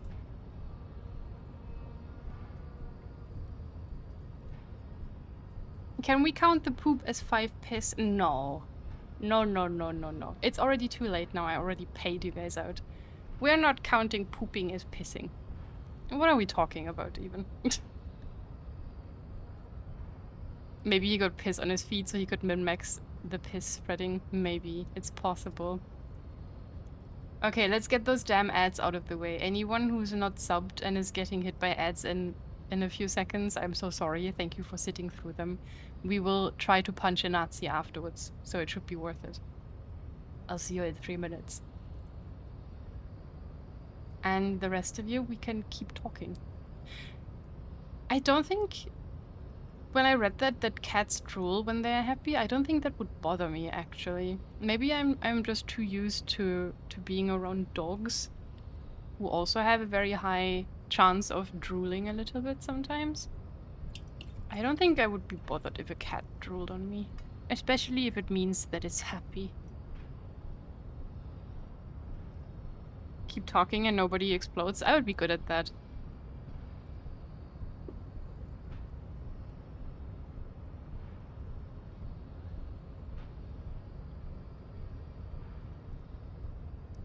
Cats are so cute, and then you catch a whiff of the scent factory of sin that is their mouth. Isn't that the same with most animals, though? Like, Finny stinks. Which is also why he had to get his teeth brushed for many years, but that, well, clearly didn't help anything. The vet told us to try brushing their teeth. It has not gone over well. Yeah. Cat breath is something else. Do you think so? You clearly haven't smelled Finny's mouth. He has, like, his teeth are rotted. The ones he still has left are literally rotted. Finny is old. Yeah, but that's so interesting to me, because I always hear that, you know, everyone is always like, well, dogs are the ones that are stinky and smelly and stupid and bad. And cats are so much better. And they smell like freshly washed babies or whatever the fuck. So it's interesting to hear someone not criticize, but tell me that cats aren't actually perfect little babies. I personally have no beef. I am not partaking in this conversation or in this fight between dog versus cat, who's better, because I think they're both wonderful. I wish I could have a cat. But it's interesting because usually everyone's always like, no, cats are perfect little angels and dogs are stupid, actually. I find dog smells more agreeable than cat smells. Really? Cat smells are more rare, I guess, but they're more concentrated to make up for it. That is so interesting to me. Always feel like cats don't really smell like anything. Their toilet smells a little bit. Like I don't like this because the cat toilet smell like really burns my nose.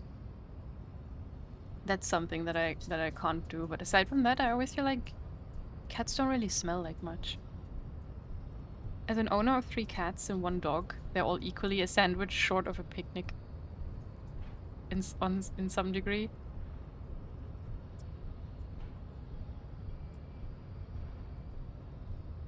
That is very interesting. We learned so much. Okay, ads are over. We're so going to play the game now. I'm going to immerse myself and nothing can stop us. I'm also hungry, which is a problem. I'm immune to ads. I'm too powerful, as you should be. Maybe it's your mod status. Or it's because you're my favorite. Okay, so we have to fight. We have to punch a Nazi, guys. We'll have to at least try. Also, the Hardy Boys he's talking about, are those the people that are currently in the whirling in rags? I think, right? That's the people he's talking about? Yeah, okay. Wait, what do we know about Measurehead?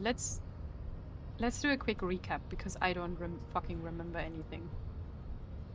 We know his name is Jean. He serves the Union.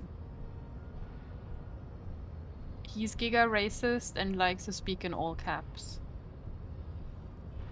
And he fucking adores Mr. Clare, who is the current leader of the Union.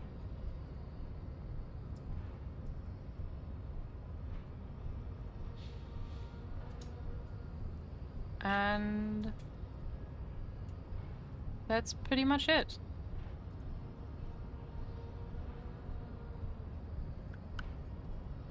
I hope the walk was nice. I will be lurking. Thank you for the lurk, Nano. Okay. So you pick up on something artificial in his tone, like he's putting on an act. This is unlike him. He is usually more himself. In addition, these so-called Hardy Boys are an effeminate clique of bodybuilders. Their company is spiritually degrading. I see. But you're all part of the Union? Or there's more to it? What have you got against them? But you're all part of the Union. The Hardy manlets are on the pay of the company. I answer to the Union alone. And I do this out of race heroism. Finance is an alien concept to the Simonese. God, imagine being like this guy. Now leave me be. I must luxuriate in the company of my woman. There's more to it. What have you got against them? Fine. They have recently fallen under the influence of a possibly sexually perverted female vagrant and a narcotics peddler. It's shameful. What is up with this man? Being like Measurehead all day sounds exhausting. It does. What do you mean? Who do you mean? Find out for yourself, endomorphic blub. Thank you so much. That sounds like a compliment. Interesting. The lieutenant takes a quick note. They have recently fallen under the influence of a possibly sexually perverted female vagrant and a narcotics peddler. It's shameful.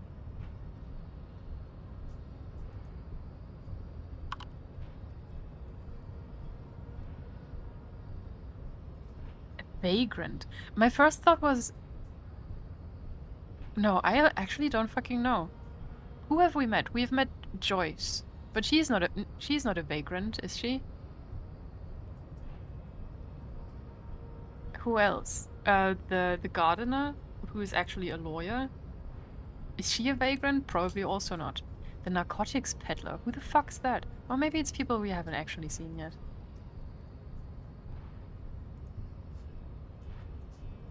Maybe Kuno is the narcotics peddler. And he made the Hardy Boys his bitch too. I would love that. He called you fat? That's fine. I like the word endomorphic, so I'm okay with it. Anyway, I guess we try to punch him.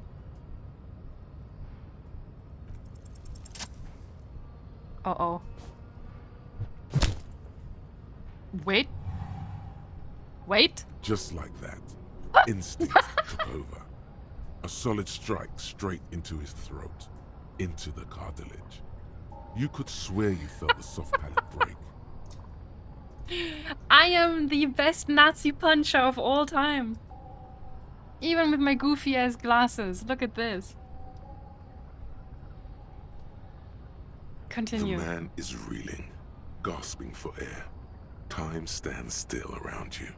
In the distance, the sounds of the harbor are falling silent. Kim, did you fucking see this? All you hear is a small gurgling sound as a trickle of blood appears on the man's lip. Now's the time for a spin kick. He expects the 1-2, not the 1-360. No, don't be a fucking ballerina. Rip into him. Right hook. Get intimate with him. Ooh. Bring the hurt closer. Oh, should we fucking spin kick? I mean, we already succeeded. We can do this now, right? We're good at this. We have more points in spin kick in savoir-faire than in Half-Light. I don't trust anyone. Oh shit, what do you guys think? Spin kick, motherfucker. Go big or go home. I can do this though, right? I can still do it. You know what, fuck it. Back up and perform a 360 flying spin kick. Go for it.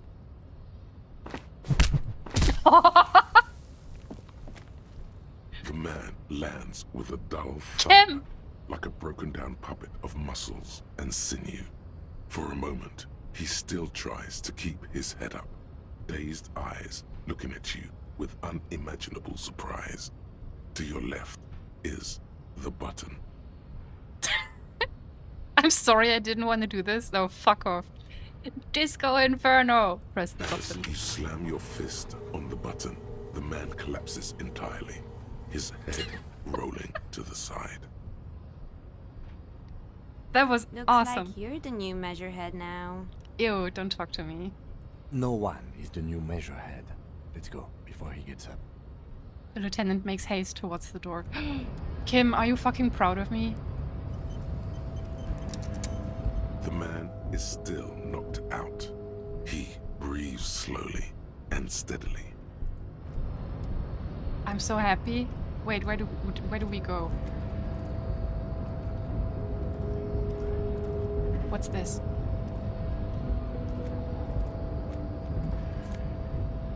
Plastic and money. Okay, let's go. Through the door, I think.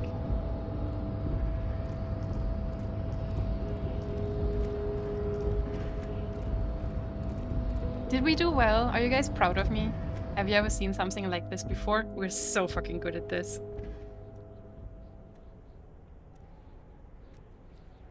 Yeah, how does it feel to get beaten up by an endomorphic blob?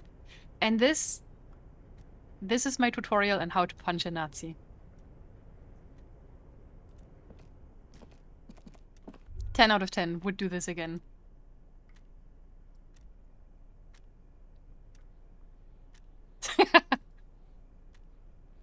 Right. Oh, this is awesome. This was so much easier than I thought. I'm so good at this game. Now we can just look at everything.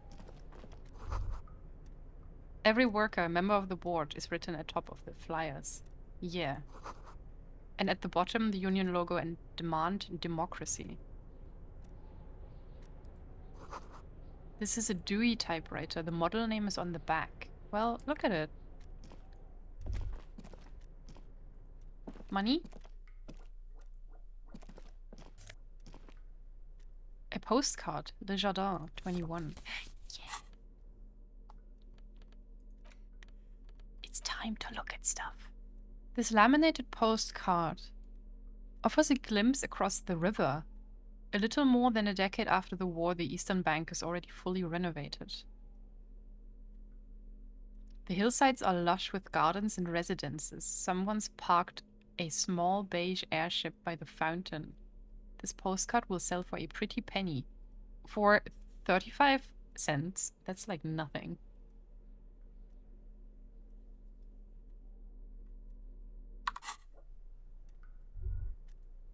Hell yeah. A standard office file cabinet. The drawers seem to be locked. Well, when has that ever stopped us?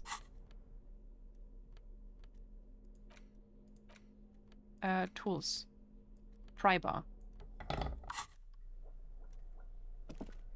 On second glance, someone has forgotten to properly close one of the drawers. It's unfortunate for the Union to just leave their paperwork lying around like this. You're so right, Kim. Open it. The drawer opens smoothly. Inside is a well-organized selection of brown folders. Browse through the Hundreds folders. of documents containing logistical data. Two kinds of transactions stand out. Materials coming into Revachol from the outside world, from Muindi, Grad, and even Ilmara. Okay. And the same materials being handed over to companies inside Revachol. Kuron, Coal City, La Delta, and Jamrock are listed among the many districts where the imports are being sold.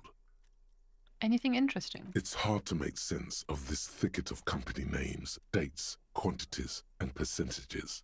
You try to focus, but the lines are getting blurry. Damn. 42. After the Nazi punch, I don't think we're ever going to win a 50-50 again. But we're going to try anyway. Force yourself to go through the folders. Look how blurry all the lines on these papers are. How unwieldy your own willpower is to yourself. You're like an absurdist Samaran monk, focusing through not focusing. Hermeneutics was almost within your grasp, but now only vague letters float before your eyes. Less meaningful, but aesthetically more pleasing.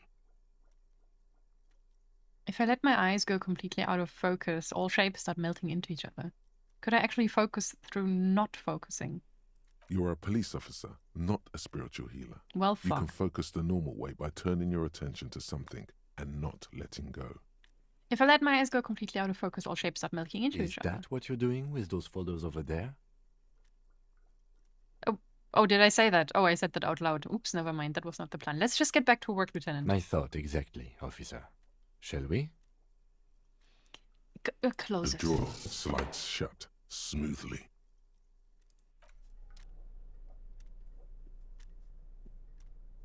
Okay, so we keep looking. Someone left the coffee machine on. Can we have a coffee?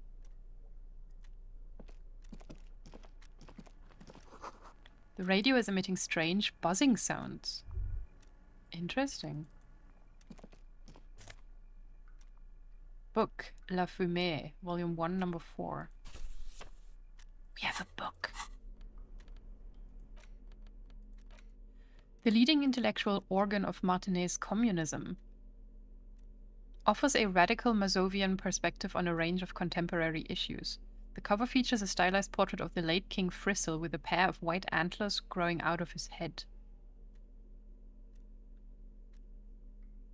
I love that. Okay. Interact. The front of this quarterly journal features a large satirical portrait of the late King Frizzle. From the sides of his head, Frizzle. A pair of white antlers spread to the corners of the cover.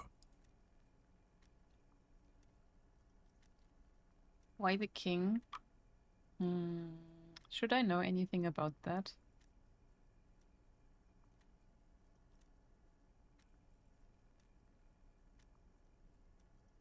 Wait, that wasn't the one who took drugs a lot, right? No, that was Philippe.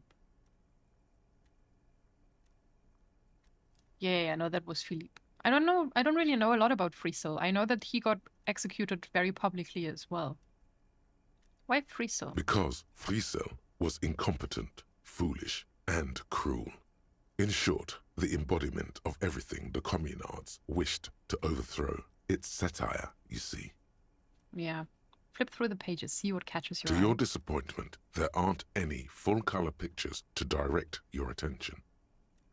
Just column after column of closely set text. interrupted occasionally by little doodles in black and white. That sounds nice. No advertisements, you notice. So who's funding this radical commentary? After rifling the pages with your thumb several times, you return to the table of contents. The magazine is divided into several sections: international development, Kunst und Kultur, and local concerns.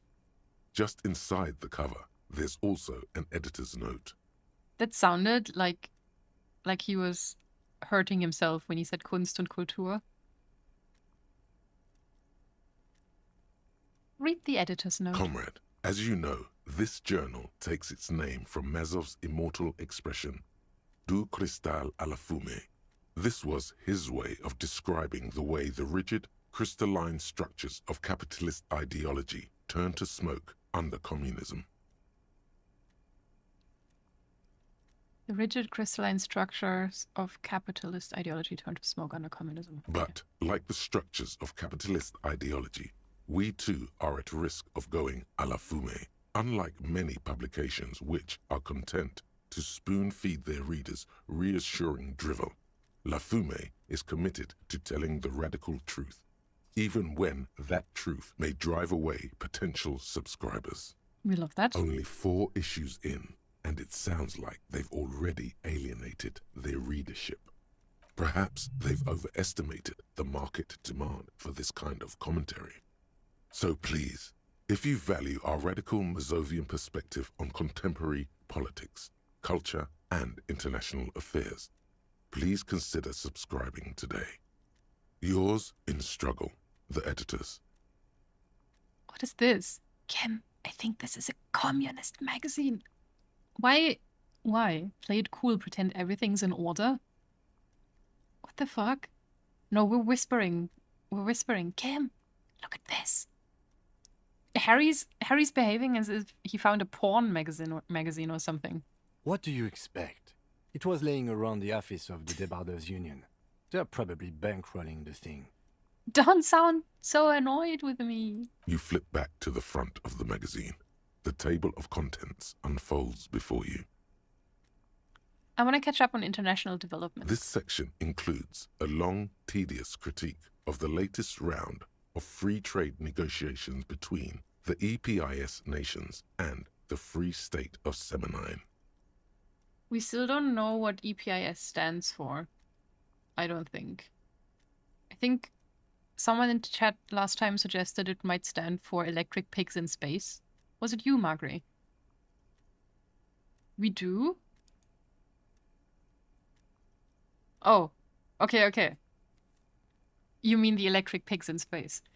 Yeah, that's all I know. But the game itself has not told us before. You also skip over an article about heavy fuel oil smuggling along the Messina border. Something about bear wrestling in Samara, book riots in Yugograd.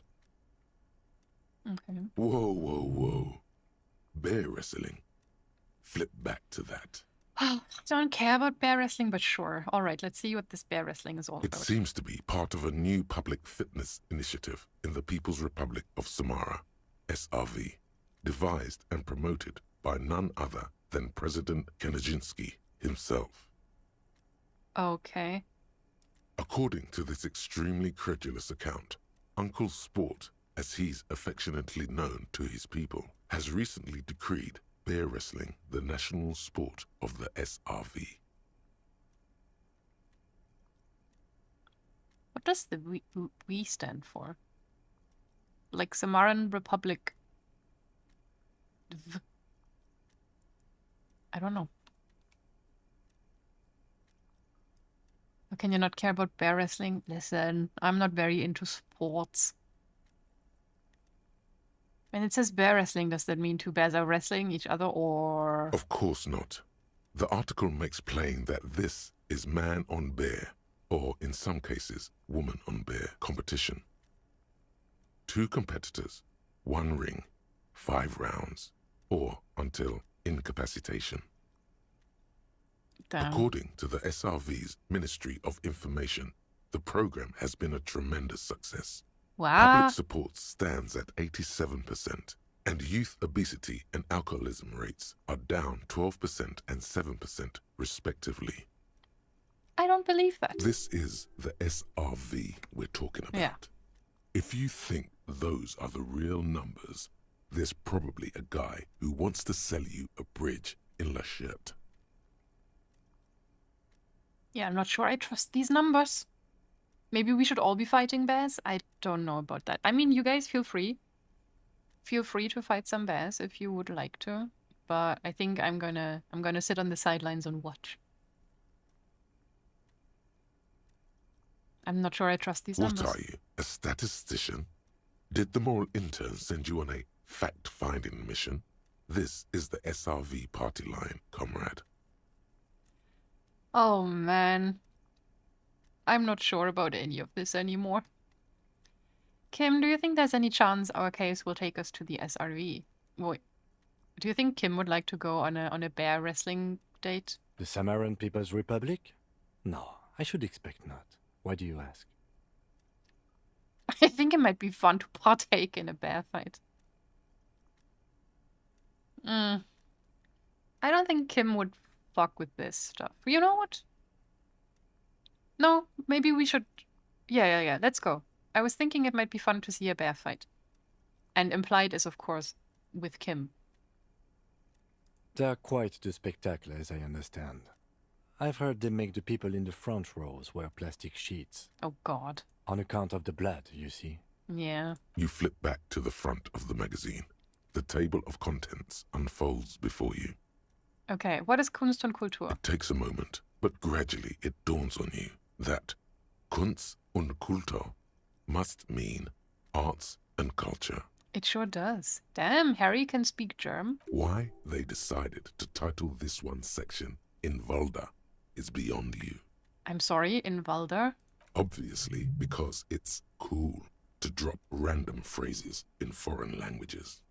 As you leaf through this section, you come across several reviews of recent radio plays, as well as a brief artist spotlight featuring a local artist identified only as CS. Cindy the Skull. Brief artist spotlight featuring a local artist identified only as CS. The main feature, though, is a long essay titled Tip Top Tournée, a critical Mazovian perspective. I would say Harry is more of a bear in this relationship. Kim seems more like an otter, if anything at all. Yeah, fair. C.S. Lewis, the furries are at home in the mirror. Maybe. The Tip Top Tournée is an inter-Isolari racing series, mostly known for its high speeds, ludicrous sponsorship deals, and high death toll. In Revachol, it's held quadrennially on the prestigious Zero Carousel racing circuit. Damn. Quadrennially.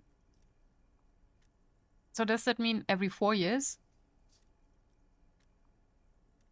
No. Yes, maybe? Read the profile of CS. This so-called artist spotlight is really just a brief Q&A, made all the briefer by the subject's evident hostility to her interviewer. It's Cindy the Skull for sure. Let's see what these communists have to say about Tip Top. You think you're settling in for a relaxing recap of the most recent season, maybe sprinkled with some nice anecdotes about a few of the more colourful drivers. Instead, you find yourself skimming a 10,000-word feature about all the politically problematic aspects of Tip Top Tournée. Wait, what's wrong with Tip Top? Isn't Tip Top a character in Diddy Kong Racing? Wasn't that a turtle or something? Quadrennially, 4 times a year. I have no clue. Where to even start? For one, there's the crass commercialism of its sponsorships, and then there's the practically criminal emphasis on deadly motor crashes. So, all of it, basically. Right.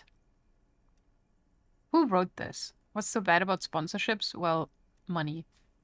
What's wrong with a good motor crash? No. Hang on, who wrote this? Oddly enough, this article has 2 bylines. Nasteb Encolada Bernal, and Exilus Buka. Exilus Bücher. There's no way those are real names. Why aren't those real names? Have you ever met anyone named Exilus? I have also never met anyone they're named plainly Guillaume pseudonyms. Le Million. More than that, they're likely anagrams. Anagrams? Oh no.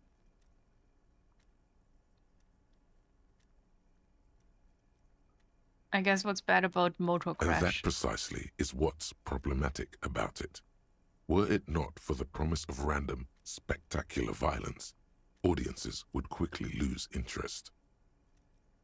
Biannual can mean twice a year or every 2 years. Yeah, I ran into that issue with bi-weekly at the time, when I was still updating my comic.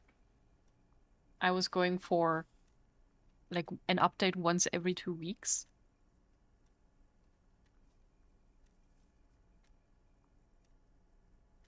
And I set it as, like, bi-weekly updates. But then people were like, wait, does that mean every 2 weeks or twice a week? And I'm like, And ever since then, I've just set it to twice a month.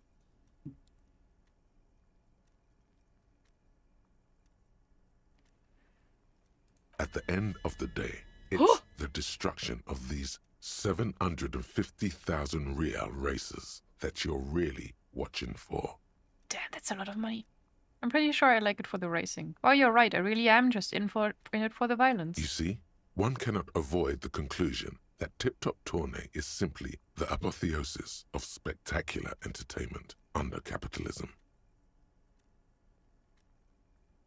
Kim, this article says that no one really watches Tip Top Tourney for the races.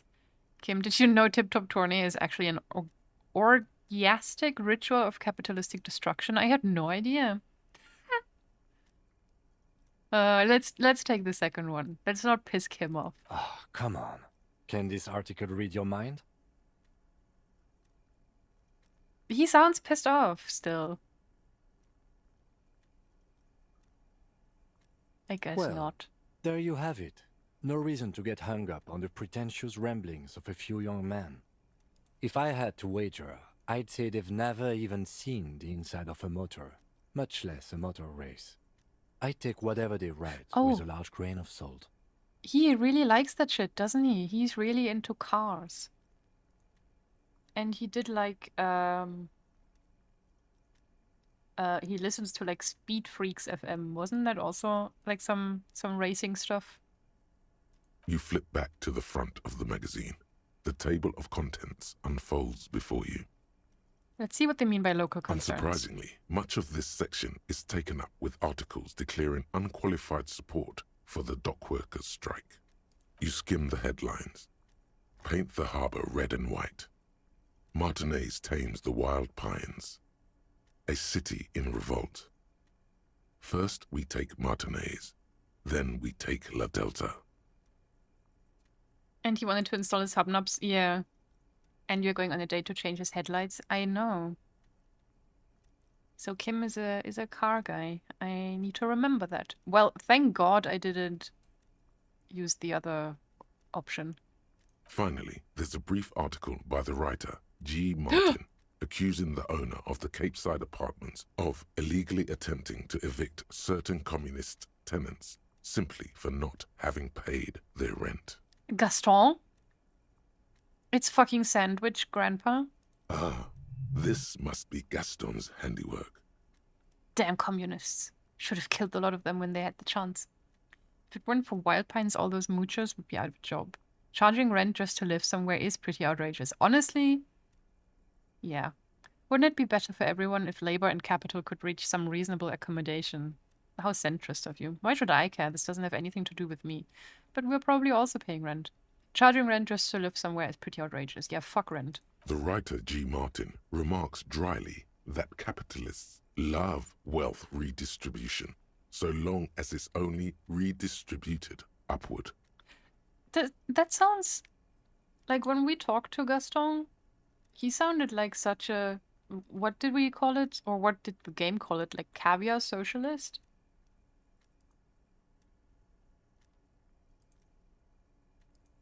Like he works for the union, but he still seemed like not very much a worker supporter. It's true. The rentiers have been bleeding you dry.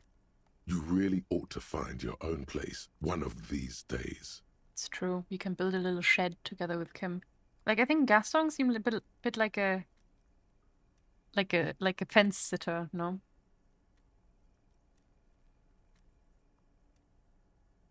That don't impress me much. Damn, Shania Twain unlocked.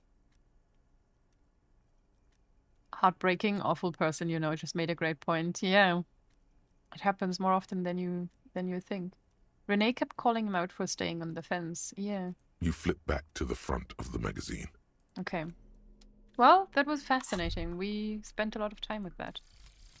Aces high. Now, give it to me. For the rest of the world, the aces high is just a cool Revachol thing, politically neutral. In Revachol, it still holds revolutionary connotations. Also, have you looked at Lieutenant Kitsuragi's clothes? He wears a bomber jacket, just like the ones worn by aerostatic brigades, and those cargo pants could store tools for hotfixing your aerostatic. Maybe you should ask him about this. We get permanent +1 empathy towards Kim, and +1 esprit de corps, the roots of the RCM. That was totally worth it, I would say. Can we actually ask him about it? Yes? We actually cannot. I want to change my clothes again. I hate this. I want... What does esprit de corps do?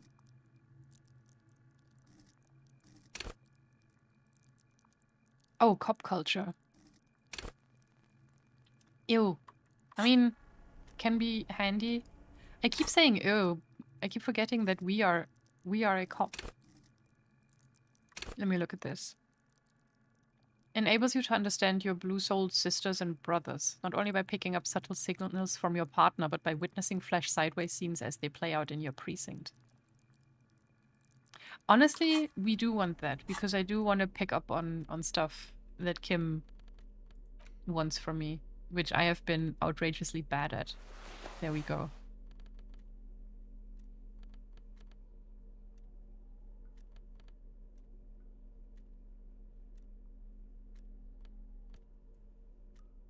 I hate electrochemistry. I really don't want that. But I would like new gloves. I don't like the yellow ones.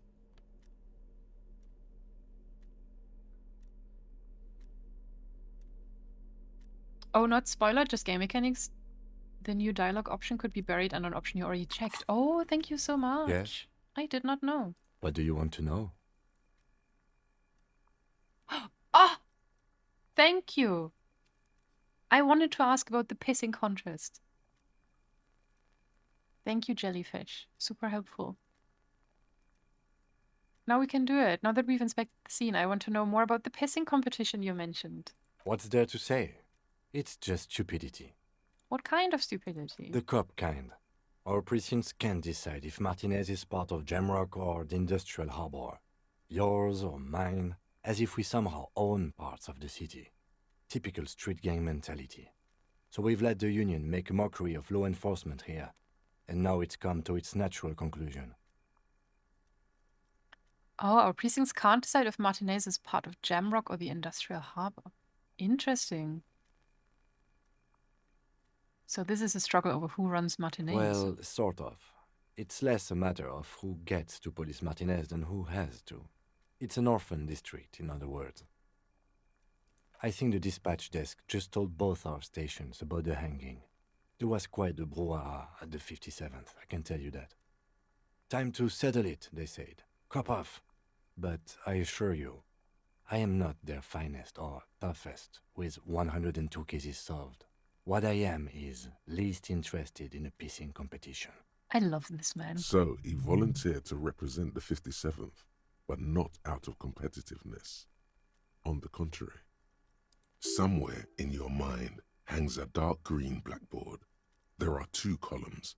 One says cases solved. The other, confirmed kills.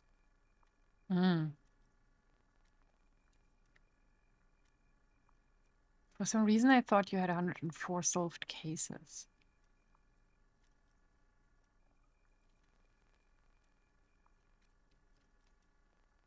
What? What does it matter? What's special about Martinez? I wonder what this says about me, that I was sent by my station. Wait, for some reason I thought you had 104. Okay, guys, my brain might just be lagging behind again. I'm not their finest or toughest with... So he has 102 cases solved, right? Is what he's telling us. That's still a lot. How much did we have? Like 200-ish? Yeah, Kim said he had 102, but you remember 104. But do we remember that actually? Or are we just having a little seizure again? Because Harry has said so, or rather I have made Harry say this way around. Say so much shit that had no meaning and just pissed Kim off. So how can I ever trust myself that this is something I would actually remember? What's special about Martinez? I'm starting with that. Martinez? Nothing. It's just a puddle at the end of some drain pipe. No one cares about this place. They care about sports. Most of our colleagues don't even know how to get here. North of the interchange doesn't exist. You know what? Let's do it. I thought you had solved 104.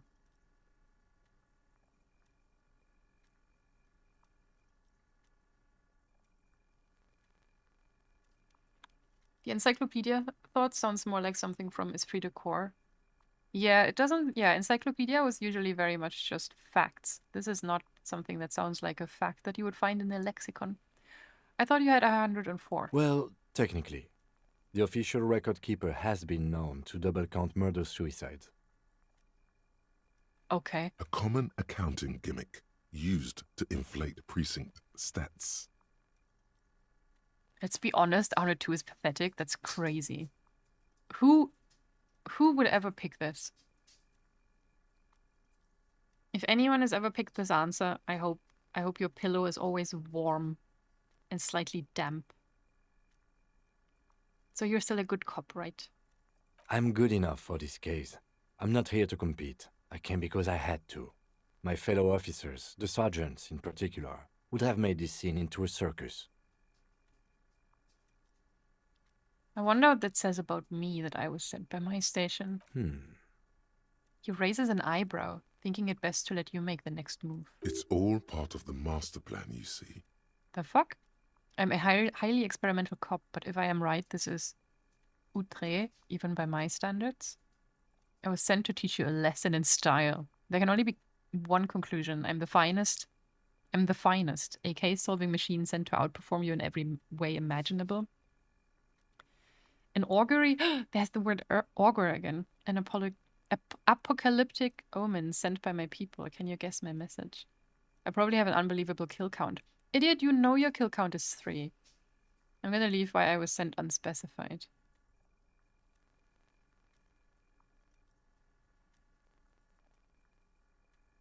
I don't know.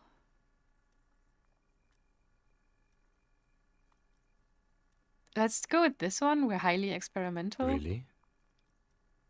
His eyebrow gets raised one more notch. I don't know, man. I find some of these response options really difficult because I have a hard time. Or maybe that's just normal and expected in this game. But like, I find it impossible to gauge what the reaction is going to be from the person I'm currently talking to. And I don't know if that's bad or if that says about me that I'm bad at gauging the characters. It's almost like real life. Maybe, yeah. I guess it's not something that I'm used to. Because normally, depending on what a character seems like in a game or in fiction, you have a relatively good grasp on how they are probably going to react to what you tell them.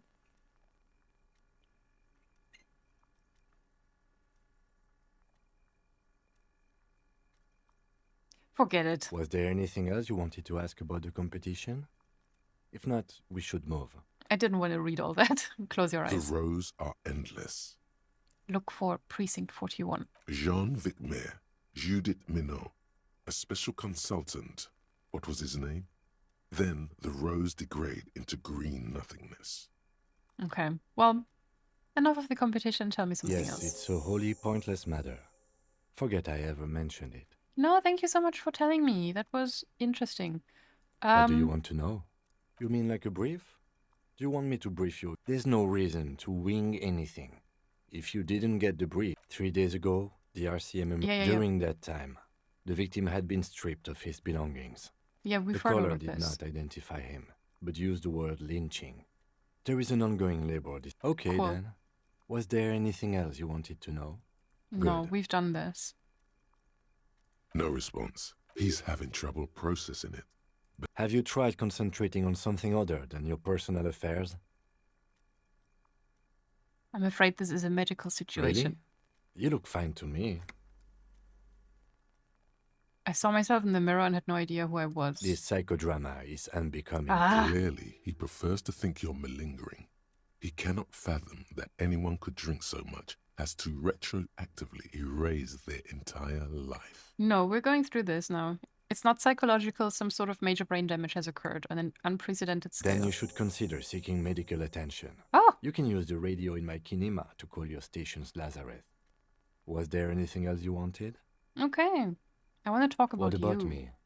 Oh yeah, let's go. You're wearing a Revolutionary Air Brigade jacket, aren't What? you? This? It's just seasonal clothing. And those look like airman pants. Good for storing tools in. Where is this going? You see, Kim, I have this place in my head where I develop new ideas and connections.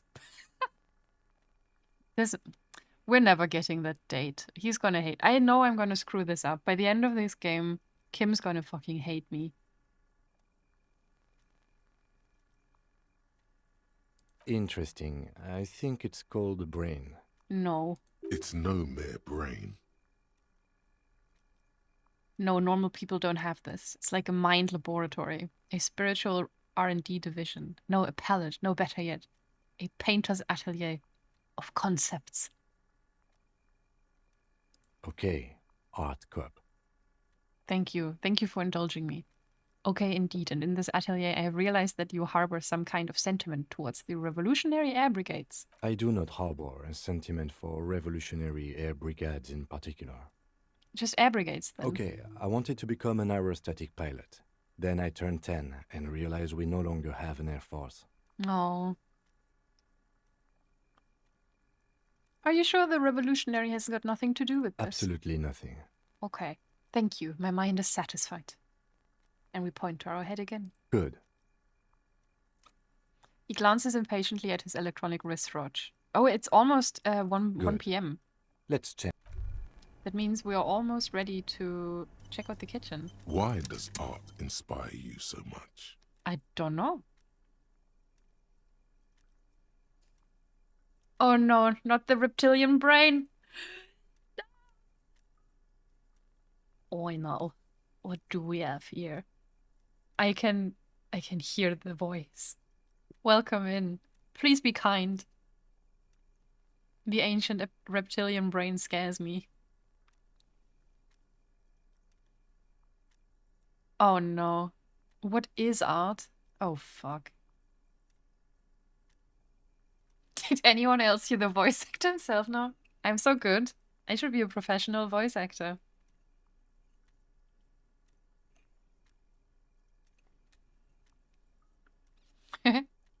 More meat for the Ravachol grinder. Who are you talking to, mate? I'm in your head. It's so true. Get out of my head, please. Okay, guys, chat. This is for you. What is art? Excellent question. Art is a diverse range of visual, literary, auditory, and performative creativity. It's an expression of imagination and technical skill. Additionally, it's history, criticism, and pure enjoyment. In short, art is the highest form of human communication, representation, narrative, emotion, and agency intertwined. Some people would argue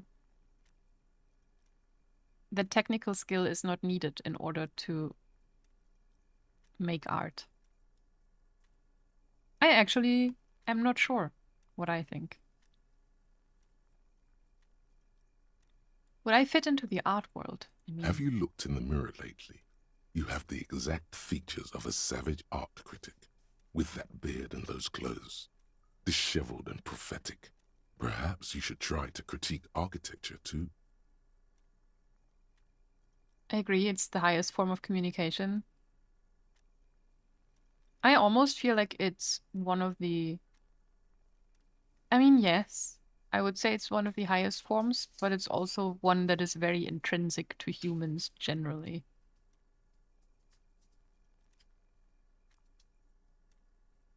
Which almost made me say it's one of the most basic forms of communication.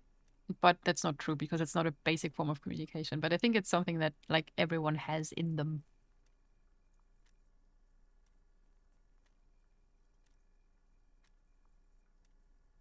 It says A and B, but not how much of A or B is needed. Yeah. Every culture in every corner of the world, independent of one another, has art. Yeah, it is part of us. It is part of us. Hold on, is architecture also art? I think it's part of it. I guess I have been feeling critical lately. That's stupid. Architecture is stupid. What the fuck? I have been feeling critical lately. Yes, you seek substance. No vapid representations and reproductions of social mores as made manifest in stuffy biennials. We're talking real, living art here. Become the art cop. Half art critic, half cop. We're going to be so many things by the time we're done with this game. Wait, but I don't have to be 100% cop. Don't I have to be 100% cop to get these cases finished and all that? No. Okay, 50% art critic is what's needed to free me from rote repetition, so be it. Yes. Exactly. It's not only your duty to only catch the criminals off the street. You must also apprehend criminals of the printing press and the gallery, the trite and derivative artists and writers of the world. Go ahead and provide savage criticisms, art cop. The world is yours to rip to pieces and reassemble. We're gonna rip Cindy the Skull and her artwork or her mural a new one now. Alright, what is this? Actual art degree. -1 perception. Can't even look at this shit. It's another copo type. The worst one. The most savage and brutal. The art cop. Nothing is good enough for him. Everything is shit. You have to employ an armada of adjectives to depict and demean the mediocrity of the works and visual institutions around you. Really flex that critical muscle until the vocabulary for punishing mediocrity becomes second nature. Here we go. I'm not sure yet if I want to unlock that. Oh, wait. I can open this. I can go in there. Hold on. An imposing combination of a punch clock and a payphone is looking down at you from the wall. A note on the side says, tokens unavailable due to strike. Use change. We can afford 10 cents. The machine swallows your coin and seems to be waiting for your next move. Interfacing. Let your muscle memory dial a random number. Let's do it. Your fingers run over the dial pad. 005. That's the dialing code for Revachol. 4952, and a moment of hesitation before entering the final numbers. 993. Calling. Calling. Still calling. Video Revachol, 24-hour video rental. We rent 8 and 10mm film for home use. This is Lammy. How may I help you? What the fuck?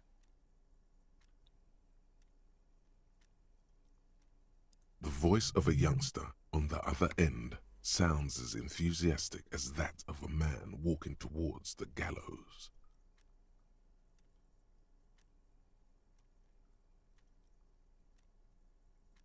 Lemmy. No, he said clearly Lemmy. What is this place? Video Reversal is a 24-hour video rental. We rent 8 and 10mm film for home use. This is Lammy. What is this place to me? How's he supposed to know? Do you know me? Why did I call you? So I guess Harry is a movie enjoyer. Lemmy's gonna sell us videotapes. Oh boy. It's Capital Lemmy all over again. What does this place mean to me? Sir, I don't know. It's a video rental. Maybe you rent videos here. Do you know me? No. Cool. Why did I call you? Maybe you called to extend your rental period? Do you need to extend your rental period? My name is Raphael Ambrosius Cousteau. Do you have anything in my name? Raphael what? Listen, I can't help you over the phone.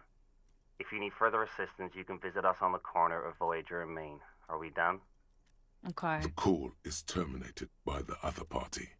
You're left with the discomforting sound of the disconnect tone. Well, Lemmy wasn't very friendly, was he? What's this? A giant ass print on the pillow and a pattern of coffee rings on the armrest. Okay, someone's been sitting here a lot. What else did we have? We have a little extra room over here. Magnesium, nice.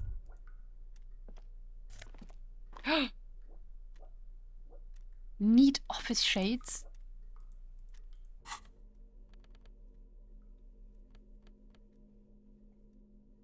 Okay. Wait. These were stuffed away in the Dockworkers Union office. Damn, they look sick.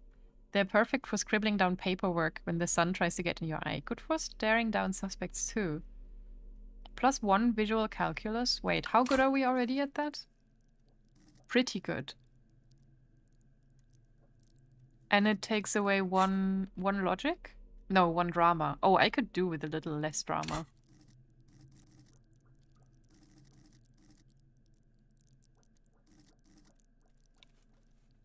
Wait, what's the downside of this, though?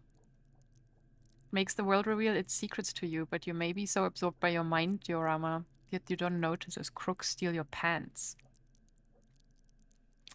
Ah, damn. You know what? I want to wear them for a little bit. We'll see how it goes.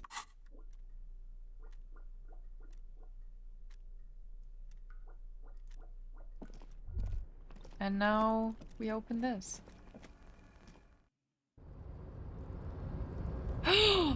Oh my fucking god. Wait, I'm saving.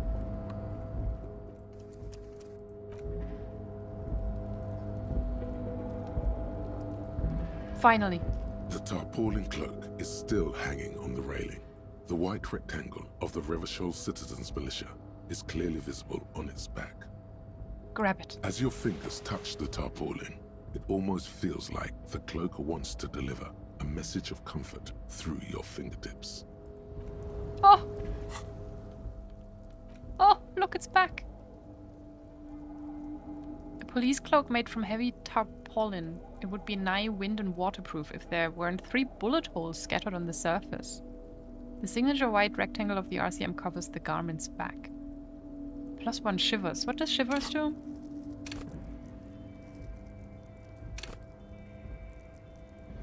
Oh yeah.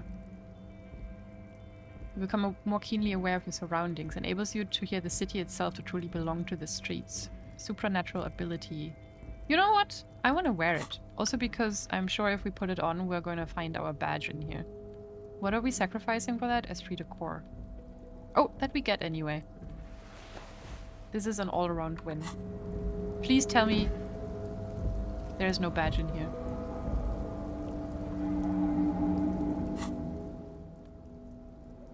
This is devastating news.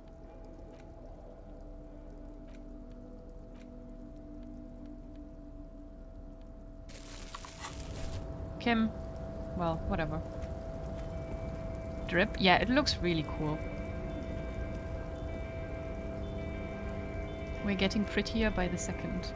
Now what's this? A water thing? Collecting rainwater, yeah. Damn, we can go to different places now. What's this then? Stop! All around you, great machines and quiescence.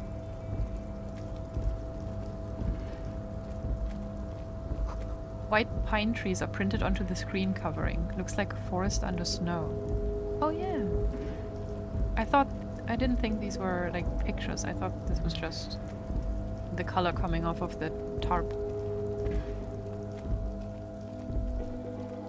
Oh god, we unlocked so much new stuff.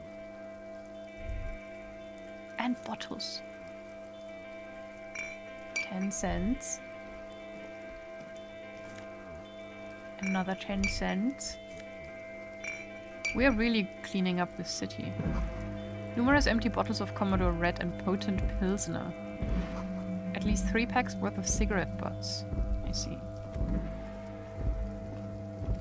This is the night watchman's booth. The name on the door reads, Aha. René Arnaud. Listen, it's okay to take a few minutes to yourself. Sit down and have a breather. What do you mean? You need to rest. Your body is aching. Getting in here has taken something out of you. Have a seat. No, I don't want to sit down. It's gonna move time forward, isn't it? Now you and Kim both have rectangles? Yeah, now we are proper partners. So this is where Renee works. I'm gonna look around and search if you it. must. But please hurry. We are pretty easy to spot up here. Nothing incriminating catches your eye. The Okay. cabinets are clean and their sparse contents meticulously organized. There's a framed photograph on the table. Looks like the inhabitant is rather pedantic when it comes to order. Take it. It's a black and white photo of a young couple out in a street fair. The man, René, is dressed in a Royal Carabinier uniform. The girl is young and very pretty. She is smiling playfully at the camera. Why did you take that picture of René? I'm gonna ask him about it. I'm a cop. It's instinctual to collect evidence. Yeah, I don't fucking know. I once again didn't think. I have a problem. I really have a problem. I keep forgetting that Kim is here. And not because I don't care about Kim, but because video game giving me option to do anything makes me go hee hee, yes, I must do this. I'm a cop. This game really challenges your gamer instincts. Yeah, because I'm feeling the FOMO. If I don't do anything that the game offers me that I can do, I'm like, I need to do it. You wouldn't think twice about this in any other game, and no other game would call you out. It's true. Have you played Undertale? No, I watched an Undertale playthrough, but I didn't really like it as much as... I was a bit... It's not my type of game. In-game kleptomania? No. It's not necessarily kleptomania. No. I'm a cop. It's instinctual. Trust me, Kim. Fine. But let's move. I don't want to be seen snooping around here. Okay, we leave. Also, why is this such an interesting... Like, someone turned this into this pattern. They made an X out of bottles. I'm gonna fucking take them all. Don't mind me, Kim.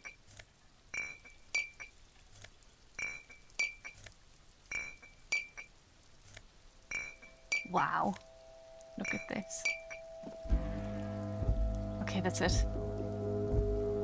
Looks more like an hourglass. I was getting X-Files vibes. I was like, damn, this is like a Mr. X sign on the window, except made out of bottles and on the floor. Really getting familiar with the sound effect? Yeah, that's my future.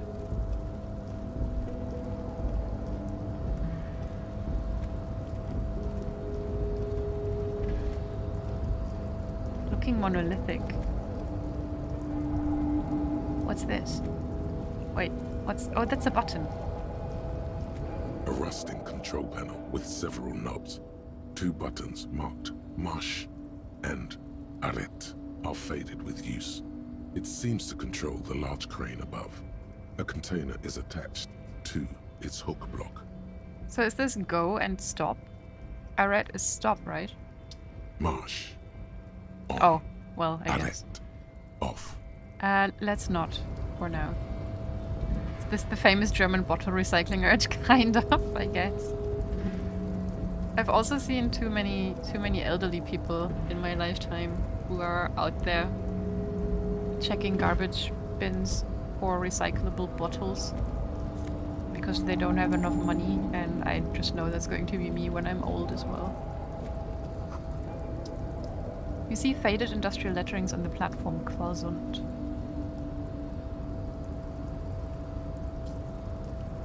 Yeah, it will be the OST of all our futures. Yeah, that's what I'm expecting as well. I don't know where to go first. There's so many places. Okay, we can't go there. Can I go further here? No. Stop! Stop, stop, stop, stop, stop, stop, stop. I saw something. There. Qualsund means whale fjord in Ardan. Okay.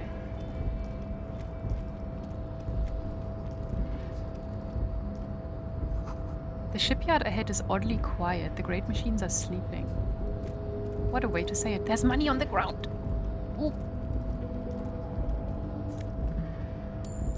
We can already pay for the next night. That's awesome. The speaker tower is silent. There is no work to organize in the yard below. This now feels like a... Oh. The musk of oil and rust comes from the chasm in front of you. Smells like blood. Oh, we can open this for sure.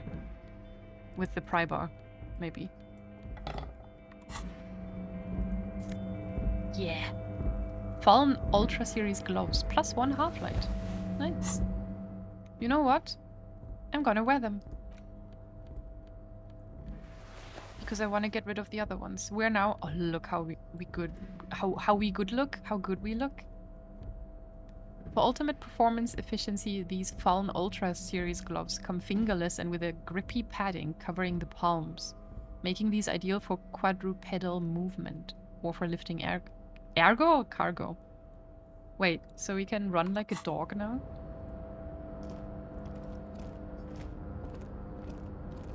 Kuno's gonna be so jealous. He is gonna be so fucking jealous.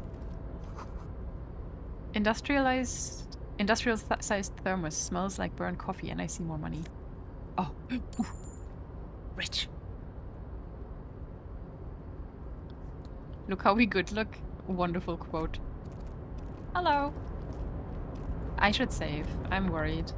We're in a new area, and I'm worried that I'm gonna fuck shit up again. Hello. Container, container, I'll turn you nice and red. Container, container, put the logos on. Easy Leo. The lyrics to this container song are being made up as he goes along. Oh, really? The accent is so thick, it's impossible not to notice he's Ubi, from the vanishing peninsula of Ubisund on Muindi. Container, container, used to be Wild Pines. Container, container, now belongs to Everard. The tiny man is so engaged in his work, he doesn't notice you? No, hi. Everard, Everard, Everard, he looks after everyone. Huh? Well, hey there. How can I help you, mister? He's now my favorite grandpa in the game. I see you are not a union man, mister. Did you get lost? You're not one of them scabs, are you? A shadow passes over his kind face. Actually, I am, no. What is it with you people and scabs? I mean, I don't personally mind. Folks is just folks, you know, and folks gotta eat. He doesn't seem to be waiting for you to answer. Just some of the other guys don't look too kindly on the scabbing kind, if you know what I mean, mister. Yeah, fair enough. You're Ubi, right? Oh, yes. Born and raised in Arish, mister. Mum had to leave my dad after he got a bit violent. Took us here to the new world. I was about 10 then. Too old to lose my accent then.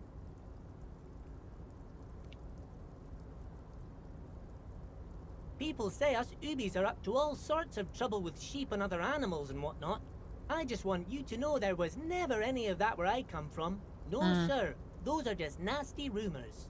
Yeah, I figured. Thank you for clarifying that, sir. Yeah. What are you doing with the containers? Oh, I'm just making some covers for them containers here. Yes, I am. Yes, I am. So it's easier for the crane operators to spot them. He waves at the containers towering behind him. Logic. What's going on here? Look at the mountains of containers rising behind him. I mean... Everything is so pretty and red.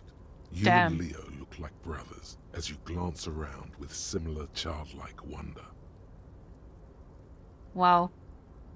No, I'm keeping this to myself. The old man whistles and hums a jaunty tune to himself. How did I fail that? Where's everyone? The harbor's empty. Well, because everyone's striking. Oh, most of the guys are down at the gates, keeping the scabs from coming in. There's the payout for beating Measurehead up. Honestly, totally worth it. If I fail at even more relatively easy gambas now, it will still have been worth it.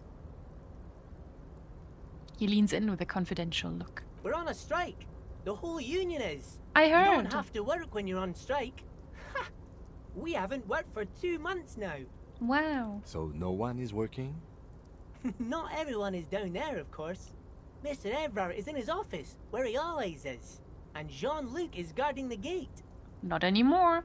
He pauses to think. But Titus and his boys got into some drunken trouble and Evrard sent them on a nice vacation. For a week or so. He stops, but seems eager to tell you more. What kind of trouble did this Titus and his friends get into? Oh, I'm not really supposed to talk about that. That's union business. Tell me. Him and his boys stirred up something in town. Probably drank too much and got into a fight or something. I heard Mr. Everett telling them to take some time off. Did they maybe kill a guy? What did they do? I guess the boys got a bit too rowdy and had to let out some steam. I don't really know the details. That's just how boys are, you know. I haven't been in a fight since I was in middle school. So, does he just say when they got sent away? He sent them on a week for a week. Well, it's... he sent them on a week? I cannot... My brain. He sent them on a nice vacation for a week. I mean, if he sent them last week, that would fit them. That would also mean they are coming back and we can talk to them soon.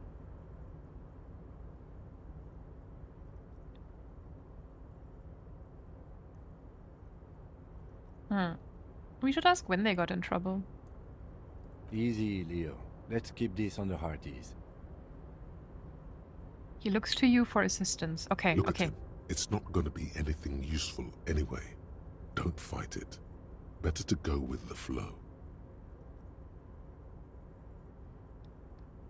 Too rowdy? Leo, what kind of a fight did they get into? Did they kill a mercenary? Okay, Leo, let's hear about this fight you got into. I don't know. As a boy myself, I can say no, that's not how they are. Yeah. I mean, it depends. I know many boys who are not the type to get into random fights. Or kill people. Ow. Did they kill a mercenary? Too late. Leo's mouth is Oh, still shit. moving, and the words are spewing forth.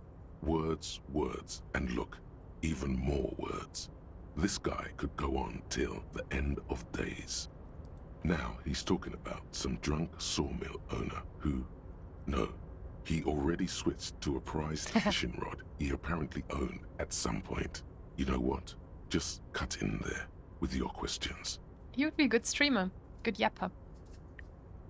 Do you work here? Yes, yes. Everybody needs a job, and this is mine. I'm Leonard, by the way. Leonard Bellick. But everyone calls me Leo. The little man raises his hand in a welcoming gesture. I'm like Mr. Everett's right-hand man when Mr. Edgar is out of town. And Mr. Edgar's right-hand man when Mr. Everett is away. Okay. Actually, Miss Beaufort is the right-hand man, but she's a lady. Good-hearted chuckle again. Wolford? Haven't we also heard of that name before? I don't have it in my notes yet. Who is this, Miss Beaufort? Oh. A real pretty lady with a skin like those Douai Sucre candy bars my missus likes so much. Them are real nice to suckle on once the dinner is done and me and the missus sit down beside the radio. Okay. Oh, is that the one that Measurehead maybe didn't like the lady? But I can't listen to the radio all the time. There's so much to do around here and I'm always busy keeping things running here. Yes, I am. Yes, I am. Huh. Who's this Miss Beaufort you mentioned? Oh, Lizzie. She is a real sharp tool. Mr. Everett put her through some fancy school and everything, east of the river. 4 years she was gone, and when she came back, she was all fancy and lawyerly. Loyally? Wait, is that... Oh... Wait. That's the gardener.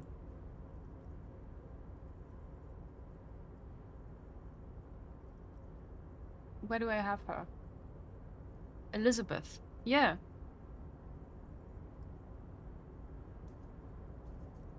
Ah, I see. Well, I mean, all we know so far is that her name is Elizabeth and that she's a lawyer and legal counselor for the Dock Workers Union. That lying snake? The gardener?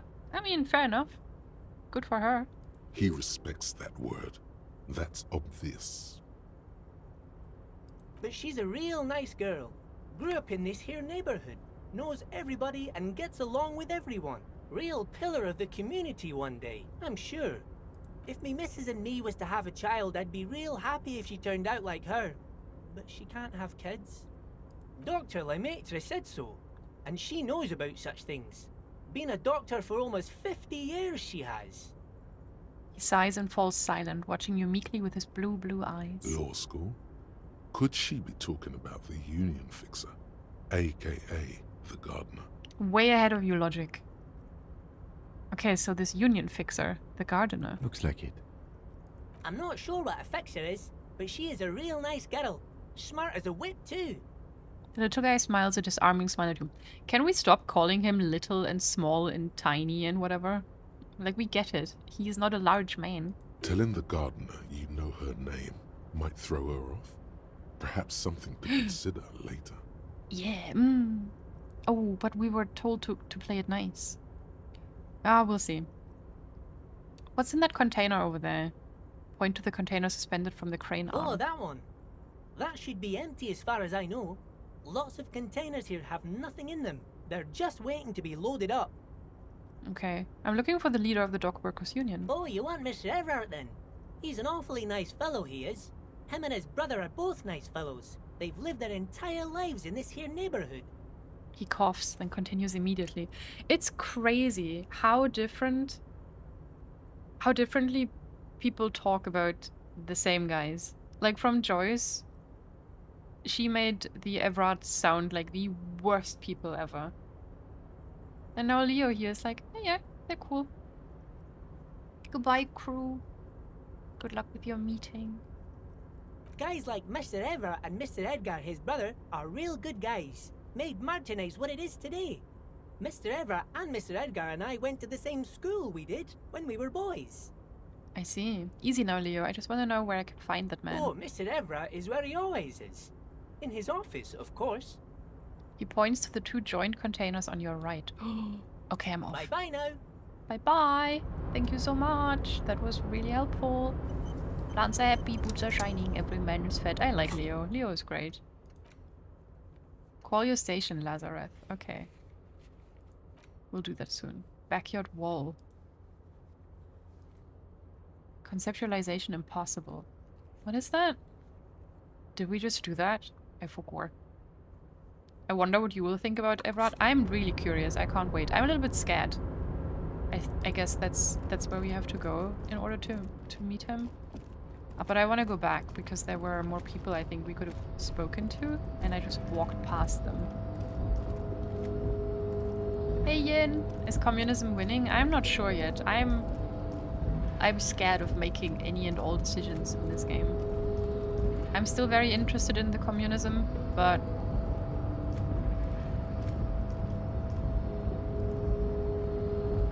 I'm not sure control panel with several marsh if the communism is interested in me. With a loud grind, The crane shifts overhead, moving a massive metal container through the air. Should I have done that?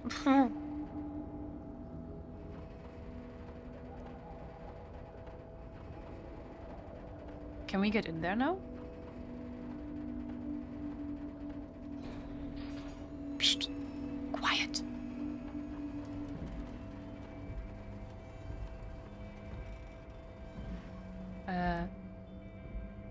And with a surprisingly quiet effect, the crane places the container down. The harbor sleeps as the strike rages in the distance. The crane can rest again, now that its purpose has been fulfilled. Its purpose? What do you mean? Moving this container, of course. For this purpose it was built. For this purpose it has acted. And now it will rest. I can't see how that was worth the wreckers.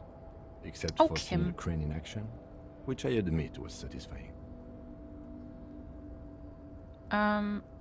Wait, leave. I want to see if we can totally get in here. Kim, you need to understand we are actually an experimental cop. Wait, I'm gonna save this.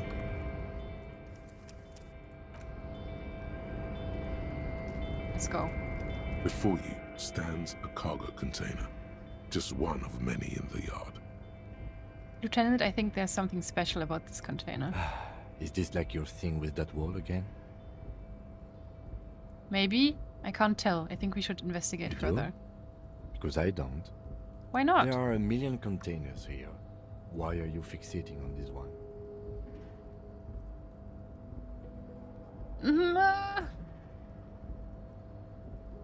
I don't know. It feels special. Maybe there's contraband in there. There may very well be, but we are not here to look for that. We are not here to interact with containers. We are here to interview the Union boss. Knock on it. No reply. The knock produces a hollow ring of metal. Doesn't sound like there's anything inside the container. Oh, this is horrible. I want to open it so bad. Open it. You attempt to turn the handle, to no avail. The doors seem to be mechanically locked. To your left, the lieutenant considers your actions with some puzzlement. Kim's gonna hate us. No, we're leaving. Let's put it back where it belongs, I guess. I can't believe I won't. A rusting control panel. Put it. The crane does not return to its original position. Oh shit. No screech of metal when you push the button this time. Only silence. I fucked it. You can talk the door open? That's how it works? Have you never done that to any doors? Wait, I need to backtrack a little bit. Did we get everything else here? I think we did.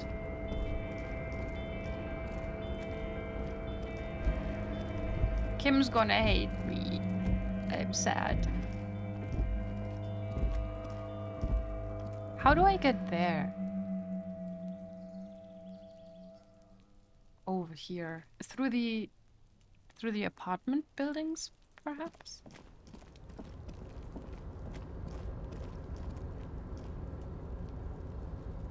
Like, this is the shed, right? That led us up here. So maybe if through the apartment buildings, we'll end up here-ish. Oh, that's the balcony that man was smoking on, right? The one who told us that his name is Martin Martinez. I never did, and I handled doors for a living. Well, there's many different techniques for door openings. Okay, I guess it's time. What's over here? Wait. Oh yeah. It's time to go in there, I guess. We need to... Okay, we need to, at the end of the day... Oh shit! The kitchen is gonna close again. Oh, should we go to the kitchen first? Ah, it's fine. Whatever. Let's go in here.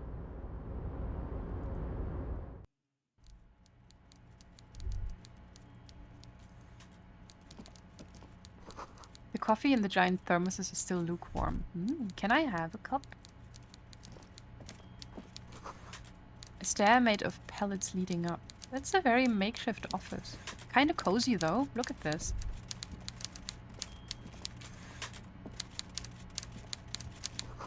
A taxidermy fish that tells time. Tacky. Hello.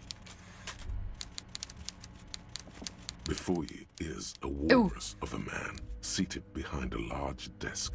He looks up from his work, not the least bit surprised to see you. Thank you for lurking, whelp. Oh, have a good night, Marguerite. With great effort, he straightens himself up in his chair, yet says nothing. He looks like He a simply pervert. stares at you, with a mixture of expectation and impatience, well bottled. Are you in charge of the dock workers? Oh boy. Welcome, Mr. Dubois, Mr. Kitsuragi. It's good of you two to stop by. Please, have a seat. He gestures to a tiny chair opposite his giant desk. He sounds like Gart. Is Gart your son, perhaps? I'm Everard Clare, head of the Debarders Union here in Martinez. The man relaxes into his chair and continues. I'd offer you my hand, but unfortunately my health prevents me from getting up. You understand? He looks extremely comfortable.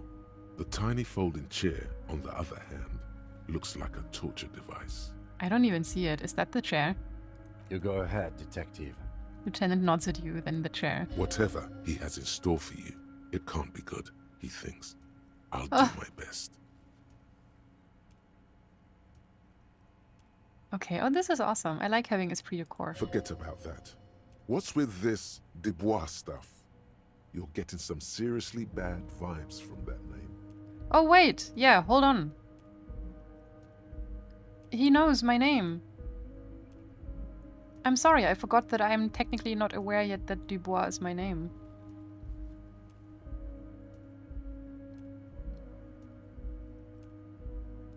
The yellow shirt on his portrait makes it seem like he has a very tiny body. Oh god, I have to pay attention. Why are you calling me Dubois? No, I'm not gonna ask that.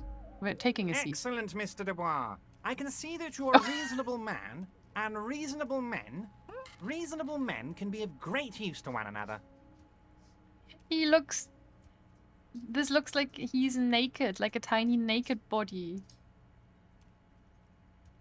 That's horrible. Why would you point this out, Nestle? Oh, he gives you a sly wink. I'm gonna try and be serious. So tell me, how can the head of the Debarders Union help a representative of the Revachol Citizens Militia today? Huh? How the fuck did this damage my health? The chair you're sitting on has got to be the most my fucking god chair in the world. It's violating your backside. The chair tried to kill me? By the way, I heard you got a rather rude reception from a certain Lawrence Gart. Some people have no manners, it pains me to say. It's true? Is this your son after all? This should take care of that nonsense. He points to a giant novelty check on his desk. It's absolutely comically huge. Okay, yeah, that's a good call. We should all unshrimp so we don't take physical damage from the chairs we're currently sat in. It should be sufficient to cover your expenses for a few days and patch over your differences with a cafeteria manager. Go ahead, take it. Oh, we could have gotten that on day 1 too, so this is a third option, I guess, to get the money. Wow, that's 25 real. Oh! That's good money. It's impalement money.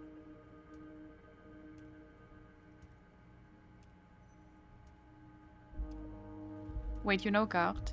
It has got to be his son. Thank you, Everard. Take the comically large check. No. Okay, we can either take it and say nothing, or we can leave it. We're not gonna tell him to shove it up his ass. That's 1 rent. I think it might be more. 1 rent is 20.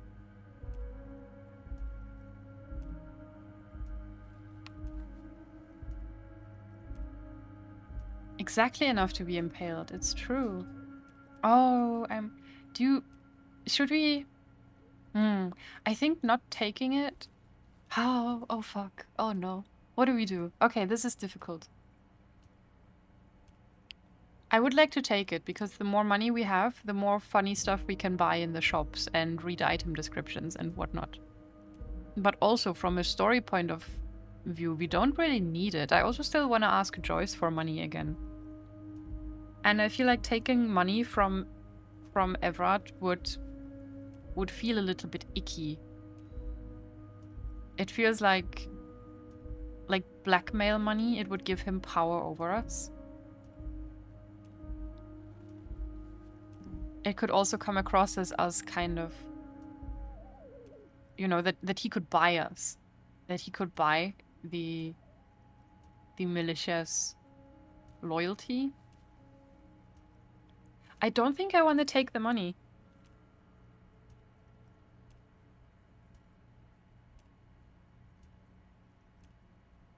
But I want to ask first how he knows Gaft. Yes, I know Lawrence. He's a real character. No union man in him. A real piece of work, that boy is. With a grin, he points to the checker game. It's like you're on a game show. At least don't thank him for it. I'm not taking it. Keep it. I'm good. Okay. I respect a man with principles.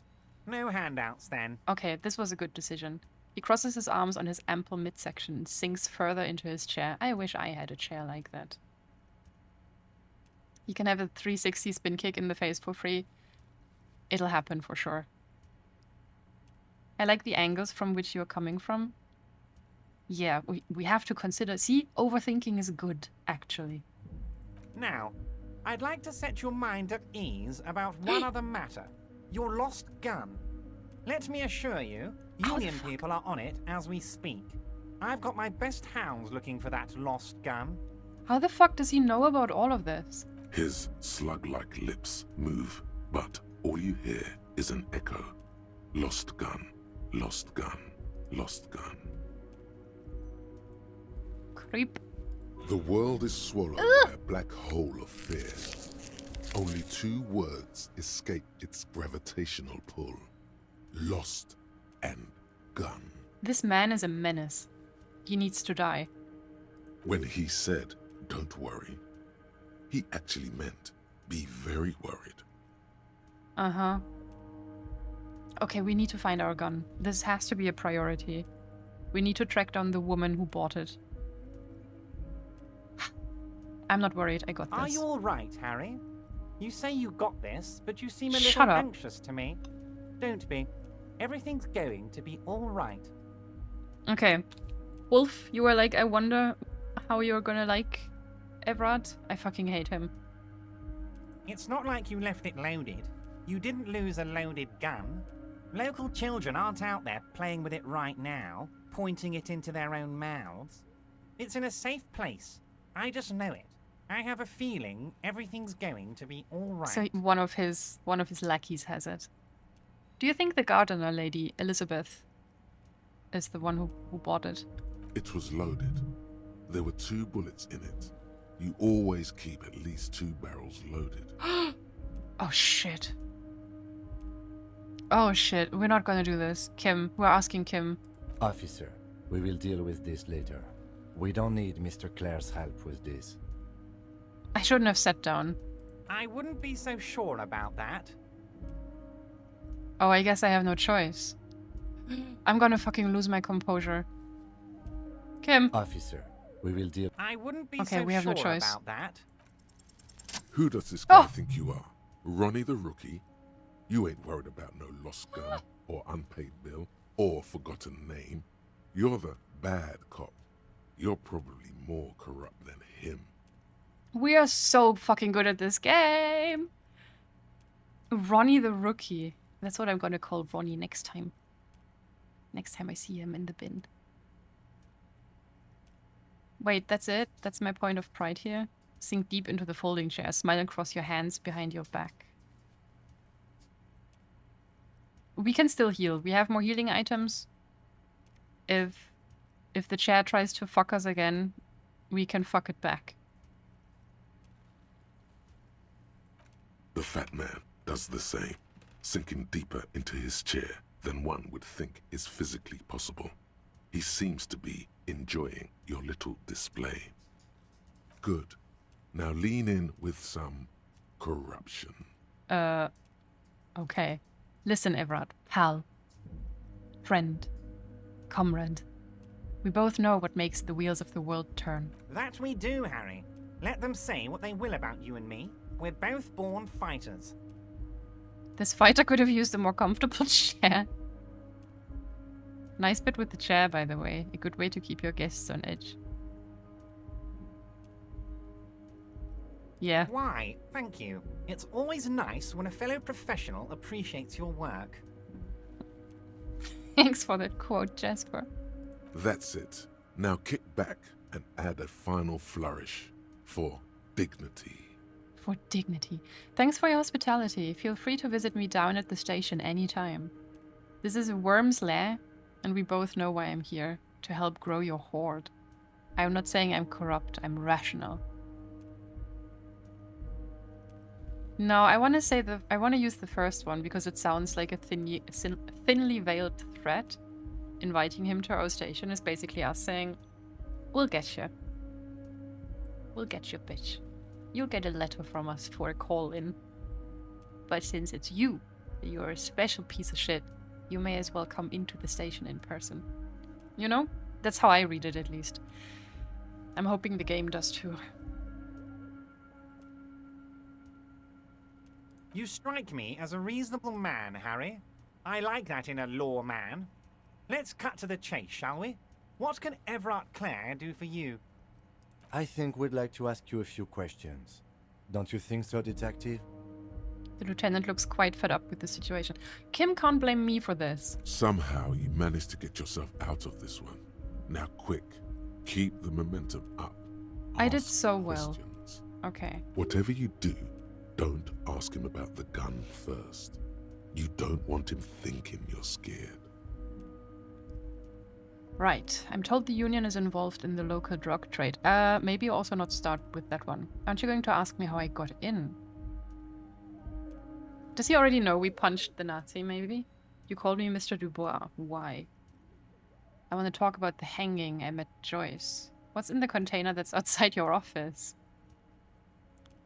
Yeah, aren't you going to ask me how I got in? Am I going to ask? Hell, Harry. You spin-kicked my strongest man in the face. Damn. I saw it from my window. Was it good? Did you like it?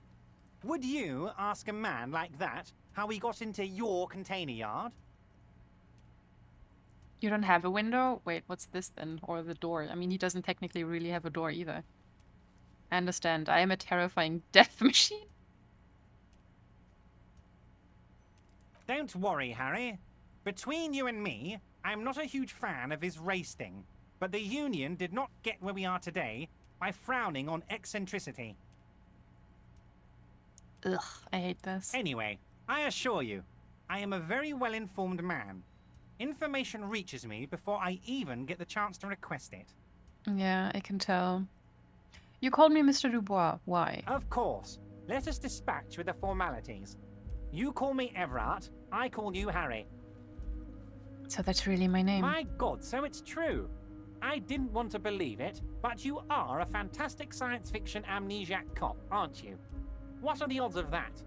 Shit, maybe I shouldn't have told him that. I think the odds of that are very low. It might be a good idea to hide your confusion. I regret. I mean, see what his game is first. Ah, shit. I regret. We did so well. Okay, I need to get out of the video game mindset. My memory is fine. I'm just testing you. So good to hear that, Harry. Apparently, my sources were wrong. However, if you did have a spot of memory trouble, I could help you out. With my big fat folder. Words flow like a river of honey from his lips. I guess word has already reached him. No matter. No harm done. It's just a brown folder. You can't make out what's written on it. Are you trying to tell me you've gotten hold of some of our documents? The lieutenant inspects Everard over his spectacles. Mr. Kitsuragi, would you mind? Me and Harry are talking about his lost identity right now. No, shut the fuck up. Just jump to the folder. That's not smart. Shows you're on the edge. Do some probing first.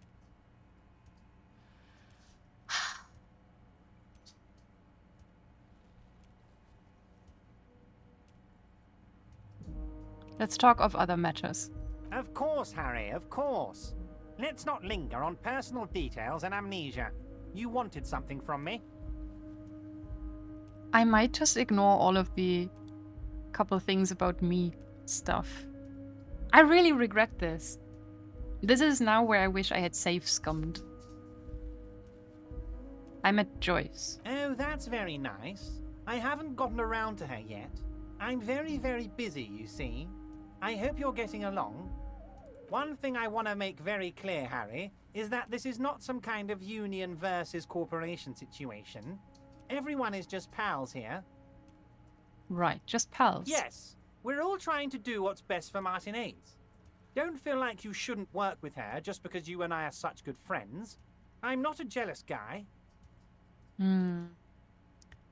What happened to the previous negotiator? Troy said the previous union leader vanished. Yeah. Joyce seems to think the union is lowballing her. Why don't you let her in to see you? Oh, did she say that? That he actively wouldn't see her. What happened to the previous negotiator? What do you mean, Harry? Nothing. I let him go. He made concessions for the company in previous negotiations. Why would you let him go? He's an old man, Harry. I wanted him to spend more time with his family. God knows how long he's got left. You called him a midget, did he? Don't antagonize him. Another question. Empty all your barrels on me, Harry. Joyce said he vanished. Vanished? Harry, the woman left her casserole in the oven and couldn't make it here in time for the voting.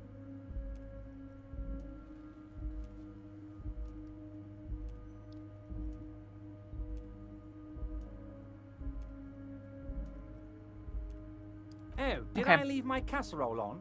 Better go home and check. The election can wait. When she got back, the whole thing was over. Wait, there was no mention of a casserole from Joyce. Oh, drama. Funny. You know what? Okay, we're gonna do this. Funny. Joyce didn't mention any casserole. Harry, Harry, Harry. Do not fixate on this little matter. Maybe it was a rabbit stew. Yeah. Or a hairdryer. Or an iron. The point is, her heart wasn't in it. Mine was. Oh, I hate this man. This particular brand of humor he has, it makes for a fine distraction. Fuck.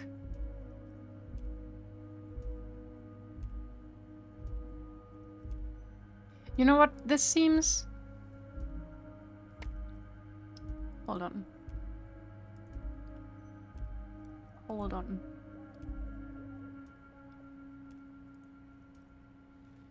Like, Joyce seems to think the union is lowballing her. I think should be safe to say, because it's not something that...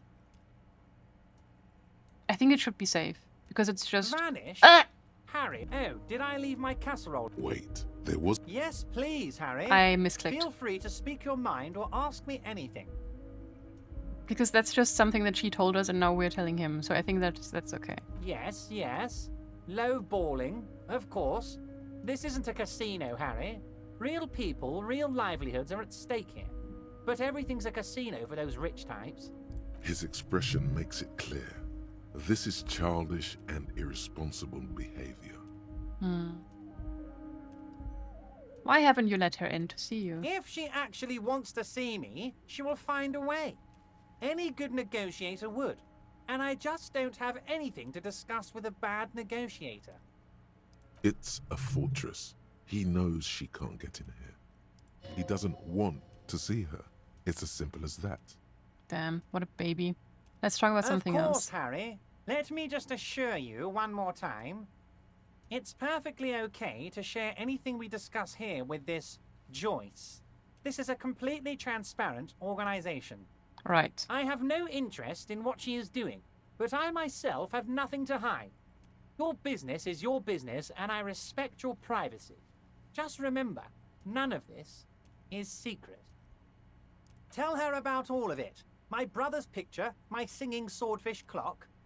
Tell her how overweight I am and how I'm helping you find your lost gun. Tell her about everything. Everett doesn't mind. I hate this man. My brother's picture. Wait, what picture? It is rather interesting to tell people things about each other, isn't it? It was nice telling him about her right now. Okay. Here's the thing. I'm really worried. I think I'm gonna skip a lot of things here. I'm not gonna ask him about the local drug trade, because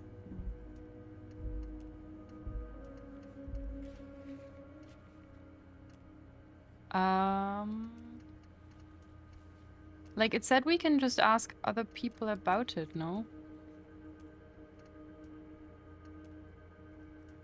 Didn't I have a... Okay, maybe I don't have a quest for it. I already forgot. I don't want to talk to him about that. I don't want to talk about Harry. I don't want to talk about the gun. I do want to talk about the hanging, though.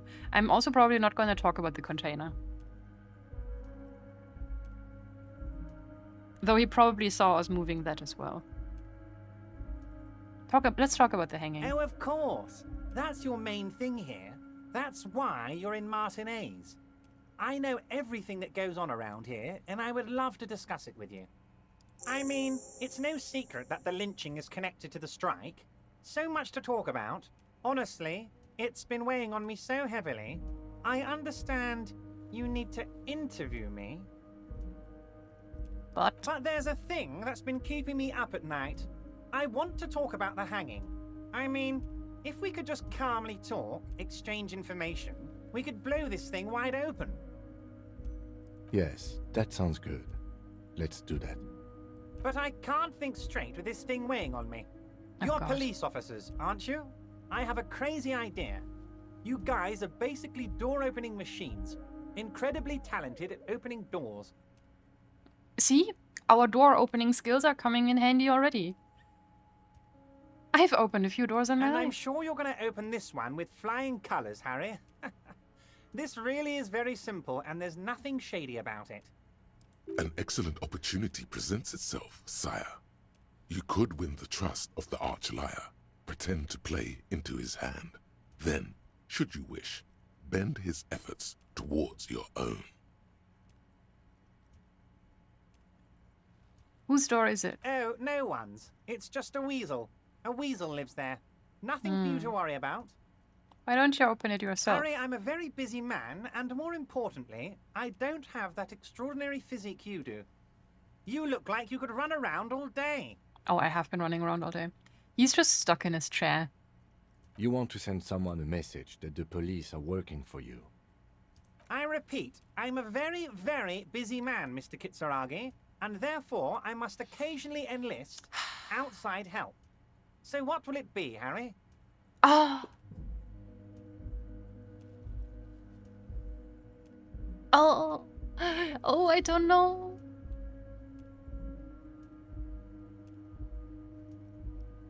Does he even know anything about the murder?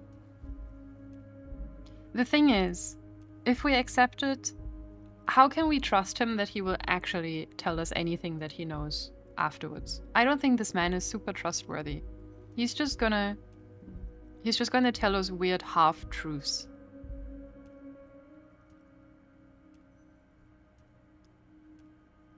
Probably is my... You know what? I don't think I wanna do this. Just like we didn't accept his money, I don't think I want to accept this job.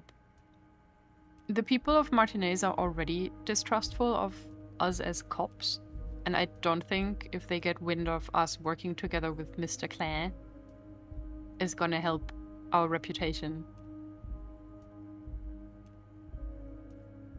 I think I'm gonna refuse for now. Of course, Harry, I understand. But if that's the case, I don't think we'll ever find your gun. Even worse, we won't be able to speak like equals about the murder. Perhaps this was just bad timing for you. Know that you can always come back to me. I really hope you do. For your sake, my sake, and for your gun's sake too. Yes, we both understand what you meant. This may be the only way, he thinks. I won't hold it against you.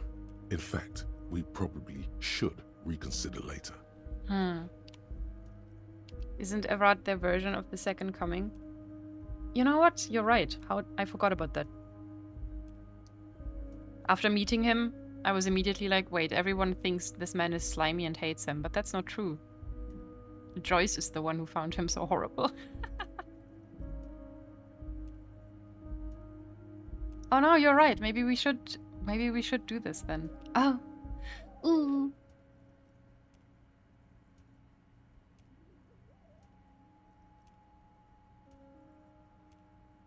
Okay, so Esprit de Corps is telling me what Kim thinks, right?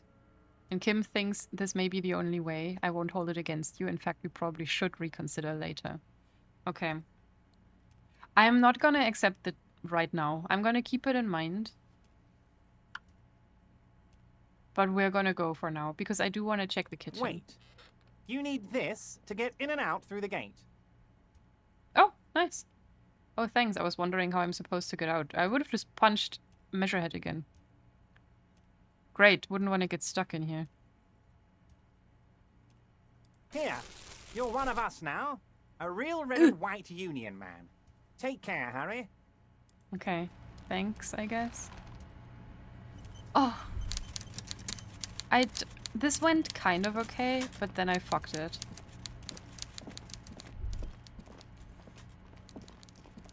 But we didn't die, at least. Oh, what's this?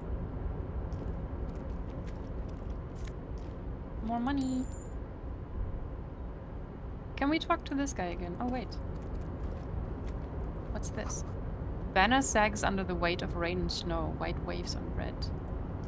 Leo, I met your boss. Hey, He's mister. weird. I knew you'd be back to talk with old Leo here. Yes, I did. Yes, I did. It's like Lady Larice said when she opened a bathhouse in the basement of my apartment building. They can only get so far before they're aching to get back. And lots of folk really did keep coming back. This man is so funny. You held your composure. That's big. This could have been so much worse, really. Oh god, okay. Okay, I'm not gonna tell him that we can keep this shorter. Leo, you do what you want. I had some questions for you if that's not too much trouble. No trouble at all, mister. No trouble at all. It's like that old saying goes. Wisdom withers. Oh, that one. That should be empty as far as I know. Told you. Duh, okay, Kim. Alright, okay. Let's go. Let's go to the kitchen. Let's go check out the kitchen and then it's time to end stream.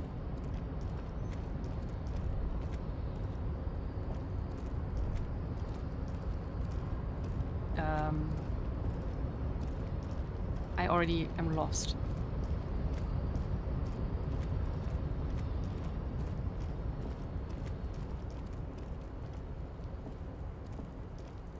This is such a long way. So we go through here, right?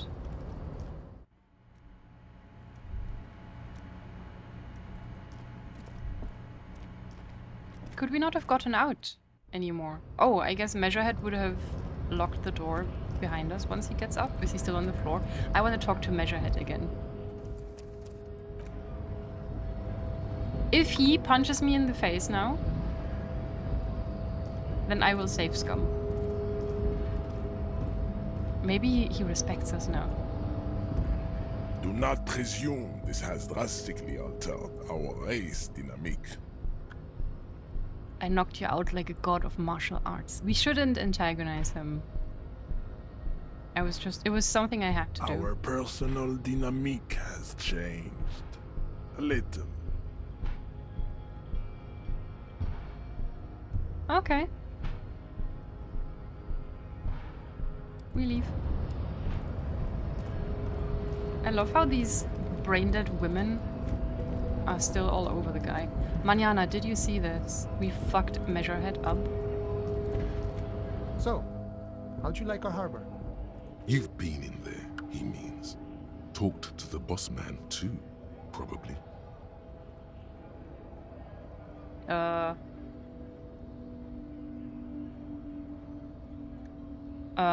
It was nice enough. It's but a rest area on the path leading across open plains. He notes solemnly, then turns to you, a wide smile adorning his face. Right. You talk to the boss, eye to eye, like men of the plain. If you have any more questions, I'm set to talk. Any idea who killed the hanged man? The mercenary, eh? Who could have killed him? That's indeed the question. Why even do such a thing? The merc was hanged with a very specific type of cargo belt, one often used in heavy transport areas, for example, harbors. Harbor is a prime area of suspicion. In your opinion, are the dock workers involved in the killing? No, let's go with the first. What a thought! Why would noble workers resort to such a thing? Unless they were pushed, of course. Pushed? Your dead guy was an enemy combatant. What does that mean? He was an agent of the opposition, attempting to undermine our honorable efforts. Okay, did you kill I ain't him? the murdering type, but that's just me. Large organizations like our union have all sorts of men, with all sorts of skills. He's not lying about not doing it himself. Understood. This has been of limited use. Still, thank you. That's so polite of him. No problem. I wish the best to you in your search. Sure, I'm glad it's not my search. He takes a sip from his flask. Yeah, fair enough. Good talking to you. I gotta run. Yeah, we gotta run. We're gonna book it now. I mean, whoever put him up there. Actually, I don't fucking know. Like, Manana is a relatively... He's a very thin lad. I don't think someone of his stature would have been able to best that mercenary. Kitchen time! I'm stealing the money. Wait, I'm saving the game first.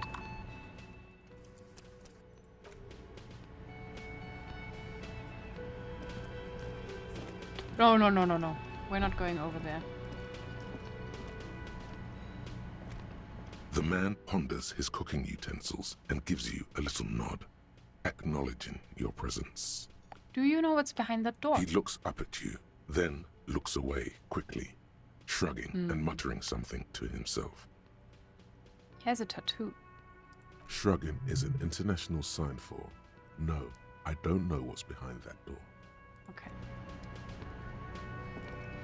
Do you think we can pry this door open? A heavy steel door with a prominent dimple. The door does not budge. Okay. Well, I was excited to get into the kitchen, but that seems completely useless. Do you think I can go in the room without immediately triggering any conversations? Because I'm not ready to talk to these guys yet.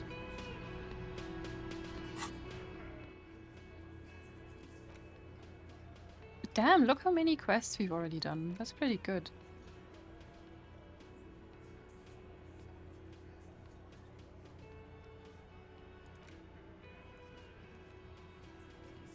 Where is... Am I insane? Did we not have a quest to talk to these people?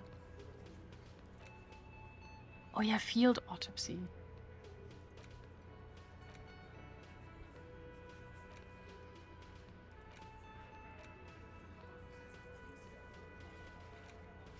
I can't believe that our badge wasn't in our cloak.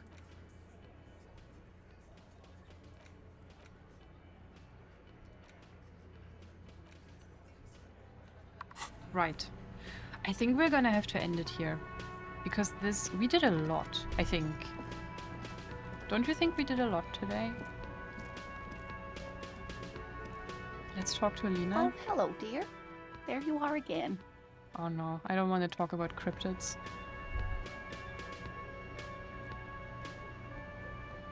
We did do a lot.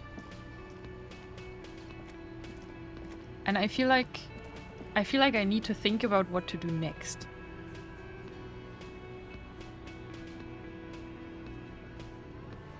Because we have to talk to these people, but I don't know if I have to talk to them today or if I can wait a few more days.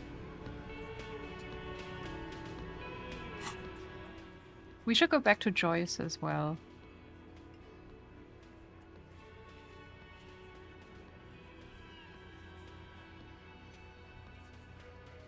This is so difficult because I don't know how many days I have in order to do all of this. If it's just going to be like 7 days and then that's it. Like, I'm assuming I can still go back to Everard tomorrow if I decide to accept his quest.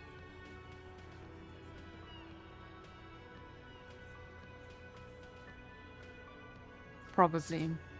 Until then, we have enough time to do another sweep of the entirety of this part of Martinez. And maybe we'll stumble upon something that can help us.